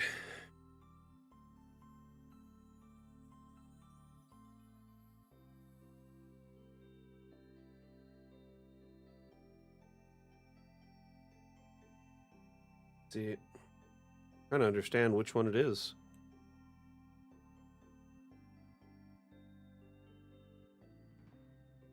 That one matches that. So that's definitely why they're different here.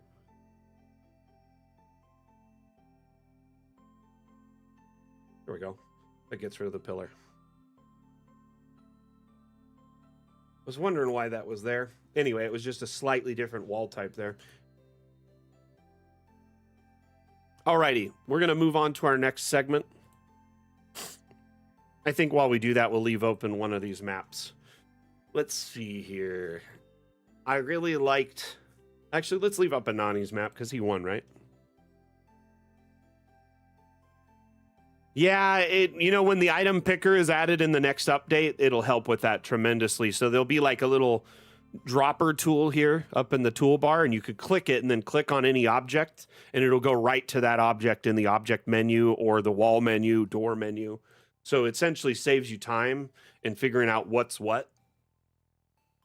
We're also adding a bunch of new tool tips. Oh, Zach, no worries. Hey, by the way, are you in our Discord by chance?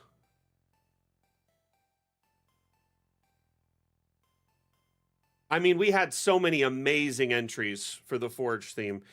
And the thing about our Discord, Zach, kind of shifting gears from the Forge theme, is if you need help when the stream isn't live, you can tune in to our Discord and drop a thread in the question forum or the support forum.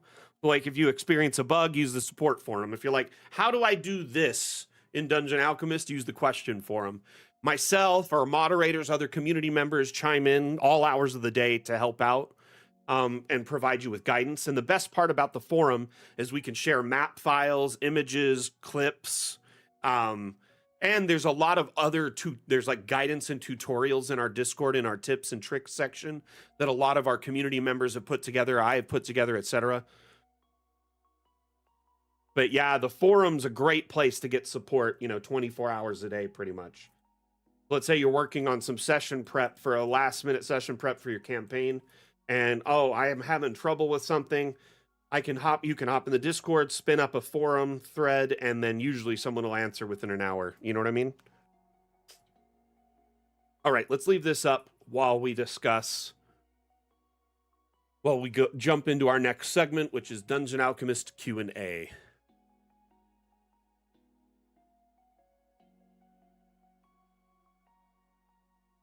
So, I'd like to open the floor up for discussion if anyone has any questions related to Dungeon Alchemist, whether it's a support inquiry or a general question. Maybe you're new to Dungeon Alchemist and want to learn how to do something specific. Maybe you're sitting on the fence and on the purchase and want to know more about it. Or maybe you're a longtime community member and are curious about our development plans and our future. Great time to ask is now.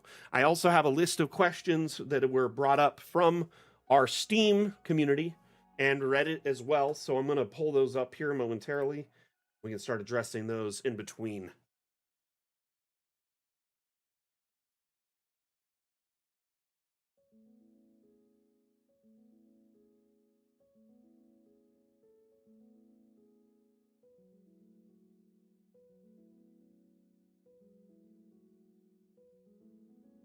Typically, the properties of the object when you make a brush should copy, so that is definitely a bug, Tropism.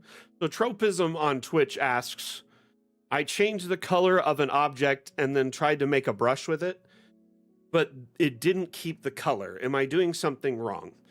Now, one other thing you can consider, though, Tropism, that might just fix this for you.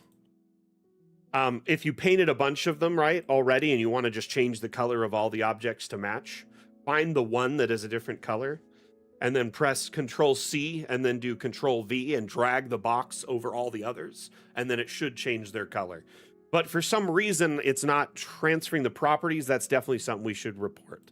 So let's say I want to grab, anything in here, like a bench. Let's find something with color swapping. This bench here with color swapping, right?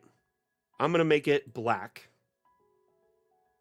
And then you said you created an object brush and it's not turning them black, that makes no sense. It should, right?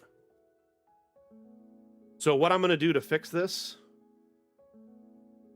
hard to grab this one over there now that it's tucked in with the others, but I'm going to move it to the side. If it's selected, Control-C, it'll say object properties copied, Control-V, and then I can drag it over and it should change them all. So that's a quick fix on the back end, at least, just a couple presses. The copy object properties function is actually probably one of the most underrated and powerful features in Dungeon Alchemist.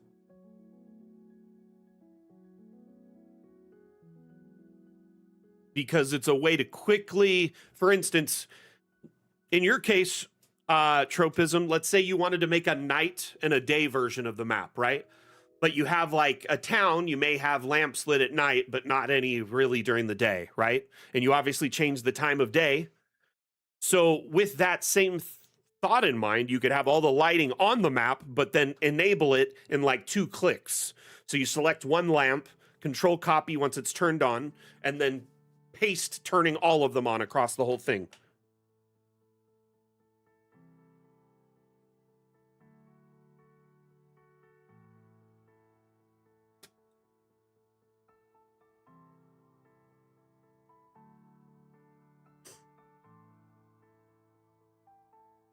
But yeah, open a map, try replicate. I mean, I replicated it right away.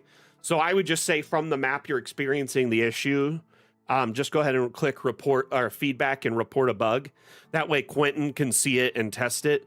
But you could just say, hey, I changed the color of an object through the hue shifter. And then when I turned it into a brush, it didn't copy that color. I ended up having to use copy object properties to make it work. So, you know, just something like that. But yeah, please do. That way Quentin can take a look at it.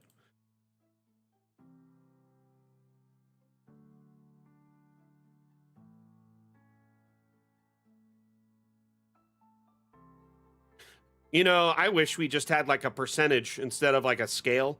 But yeah, it would be nice if they went a little bit smaller. For sure.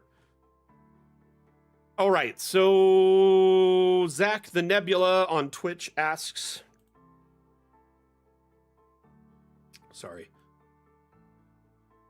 Question, not really a question, but can you demonstrate how to have a building next to terrain like that blacksmith map? It's actually pretty straightforward.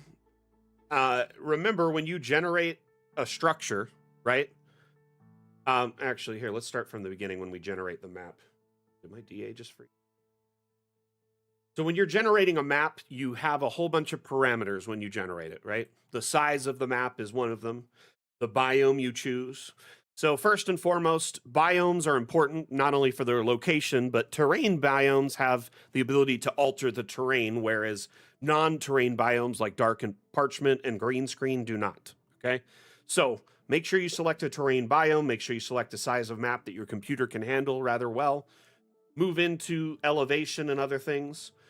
When you select, say, something like hills, it'll make a bumpy environment. If you do mountains, it'll make it mountainous. If you select something like flat, it'll make it mostly flat.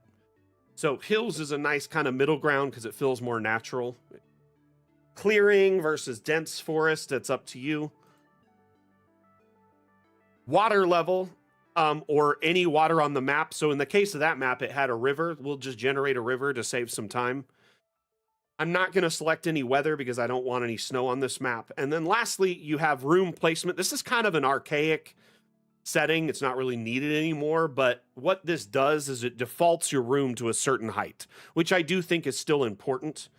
Water level, plateau, or mountaintop, meaning the homes are generated at water level, 10, 20 feet above, and then 10, 20 feet above that at mountain level. So it can go anywhere from it's about 3 levels by default. So select water level in this case because we want a structure that was next to the water, but also had a mountain on the side. Realistically, all they did was generate a structure next to the water, use the terrain tools to generate and carve a terrain path around it, and then raised it behind it to make a mountain. So let's just generate a simple structure here. I'm going to go to village and I'm going to make, excuse me, a smithy here. Nothing fancy. Oh, before I generate this, just a heads up, notice you don't have to click the check mark right away. You can rotate the structure.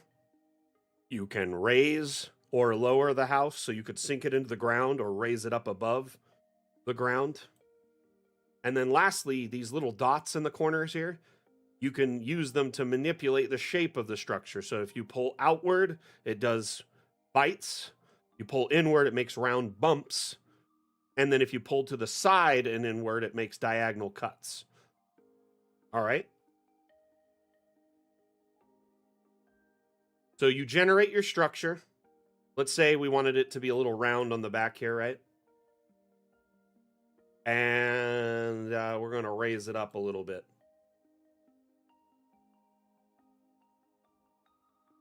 So now it's automatically raised up and it generates the structure for you. Next, you can take the terrain tools, which are down here in the left toolbar. You have raise, lower, flatten. So you could just take the brush size, give it, roughly, a bigger brush and make it even stronger if you want to speed things up. And just for argument's sake, I'm going to just raise the terrain around the backside of this just to show you. The longer you keep that brush active up against the building, the tighter it gets into it. So if you, for instance, just have a small brush size,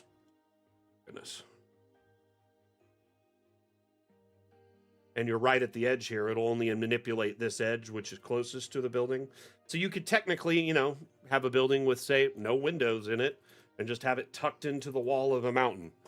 Alternatively, now that Dungeon Alchemist allows you to build like down and up, you could have underground structures or even build into the mountain itself like a cave attached to it. You can keep building upward on the structure adjacent, so you could have even more building here. Oop, what is going on?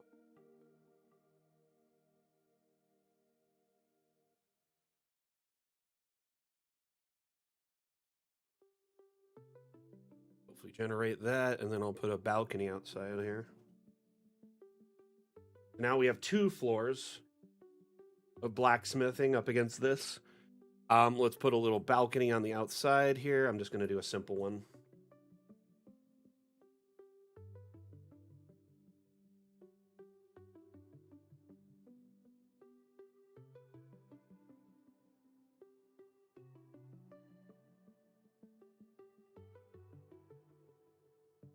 What was DM Crusader's question? So we don't have any stained glass windows other than on the workshops. Our community has created some and shared some, but currently we don't offer any stock. And all our roofing is solid, whether it's flat or angled at this time. But there are some object roofing options available in our stock options, our stock like Dungeon Alchemist offerings. So, for instance, you can take, let's say we just didn't have this roof, for argument's sake, right? You could find there is some glass, what is it called? These guys here, the cupolas, cast iron cupolas. So if you disable collisions for these, you could technically make these like a custom roof for a lot of different shapes. There are some rounded ones and some square ones, but these have to be put in by hand. And there are some flat ones too. So you don't have to always have like the...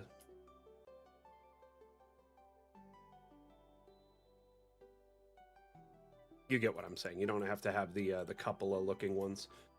So you would essentially want to make sure the structure is, obviously either a perfect circle or square based. This structure isn't going to help, but you get the idea. Heck, we could even extend it and just do like a patio around the outside. But before we had roofing, people used to make their own roofing by hand using objects like this, or many of the structural objects in the stone or wooden platforms. So this is essentially just, we offered these because we knew people would want see-through roofing and we didn't have a solution at launch for it. So we gave you a by hand option, essentially. So you can, put those in manually. And I've seen many greenhouses that use those, or like, spires that had the cast iron cupola at the top, and it looked really good. If you wanted terrain over the rooftop, I mean, technically you cannot. No, not with the terrain tools, but you could use terrain objects. What I would do probably is just put like a flat roof, right? So, and to make it easier on yourself, remember, this is the limit where it's flat here. That's like the limit of the terrain in this map. So technically I could have sunken this down and had more terrain above it, but you could put something like a large rock, or yeah, mainly stonework is what you're gonna have. But there are some that are like semi-flat and you can oversize them. This one is used quite a bit, the moss-covered rock, and there's one just like it that's not moss-covered. You put that like on top of that, kind of blend it in. Not a perfect solution. Ideally, you'd want to make sure your roofing is under like the max terrain. You can also mix and match like rocks in with it to give it a more mountainous look, or even have it extend above like a mountain range.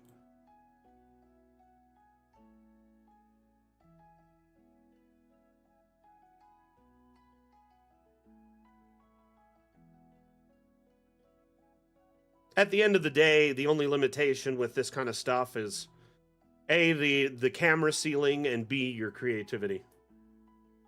At some point, that'll get cut off by the camera.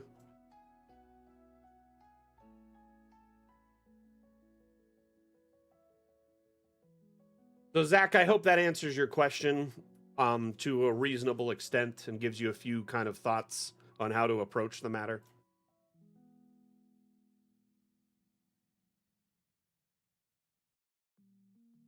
Okay, do we have any other questions that came in while I was working on this? I just want to make sure I didn't miss any before we move on to the next one.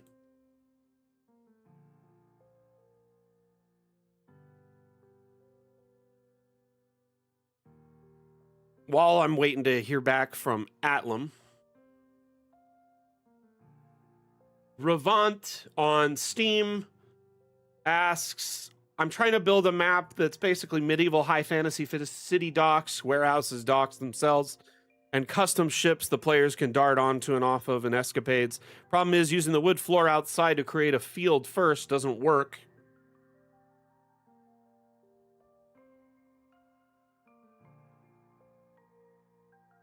Okay, so to clarify, it sounds like you're using the room builder to make a ship, which I wouldn't really recommend doing. While it's possible now that you can kind of shape rooms and make all sorts of weird stuff, it's still going to be lacking, in that regard. We will have a primitive ship builder, most likely in Fun with Objects 2. There were some demonstrations of it before we launched Fun with Objects Part 1. It's like a modular ship builder to make all sorts of wonky ships, different shapes and sizes, aesthetics.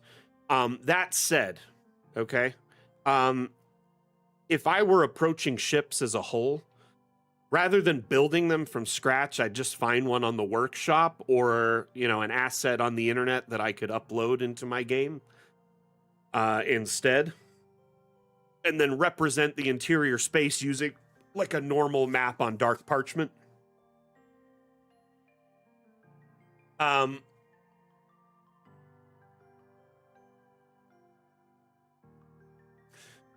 Tropism, some objects it will and some objects it won't. Some objects have an auto-rotate property attributed to them by default. So the devs have configured thousands of objects, and some of them are set to rotate to a different angle automatically when they're placed, and others are not. Some it makes more sense, like rocks and trees and things in a forest. Others, not so much.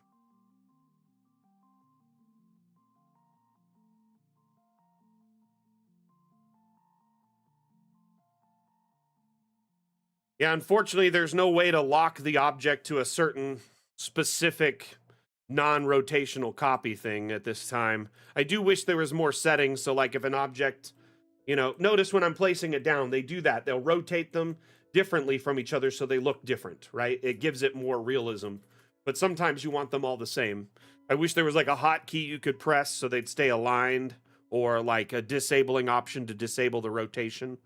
That same thing comes into effect when users import an asset to the workshop. There's an option to set it to rotate when you place it every time, and some people don't select it, and some people select it when it makes no sense.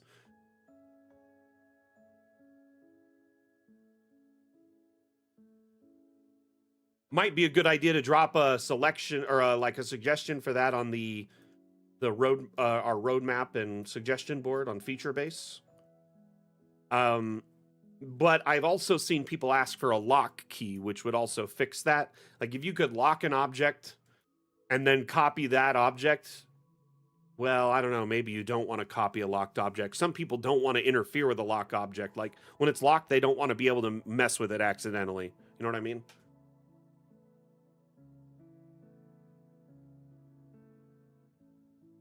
But yeah, what you might want to do instead of using the brush is just hold shift and place multiple objects. But that said, if an object has rotation built into it, it'll likely do it automatically. Another thing too, some objects, if after you've placed it and then start placing another one, they won't rotate or change. Like I've noticed that with like graves, for instance. I don't know what causes this.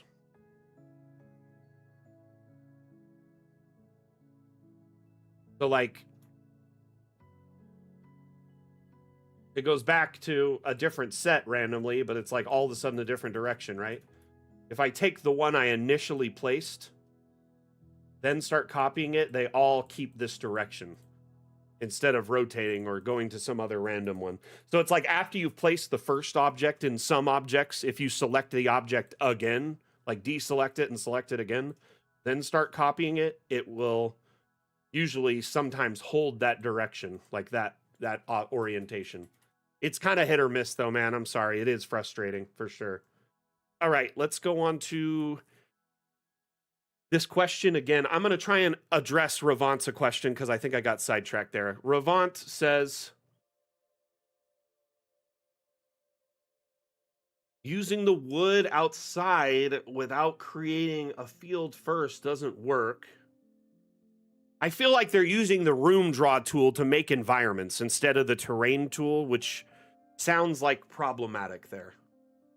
But then a custom ship in the ocean, they're using the room tool and it automatically makes it ground, which is frustrating.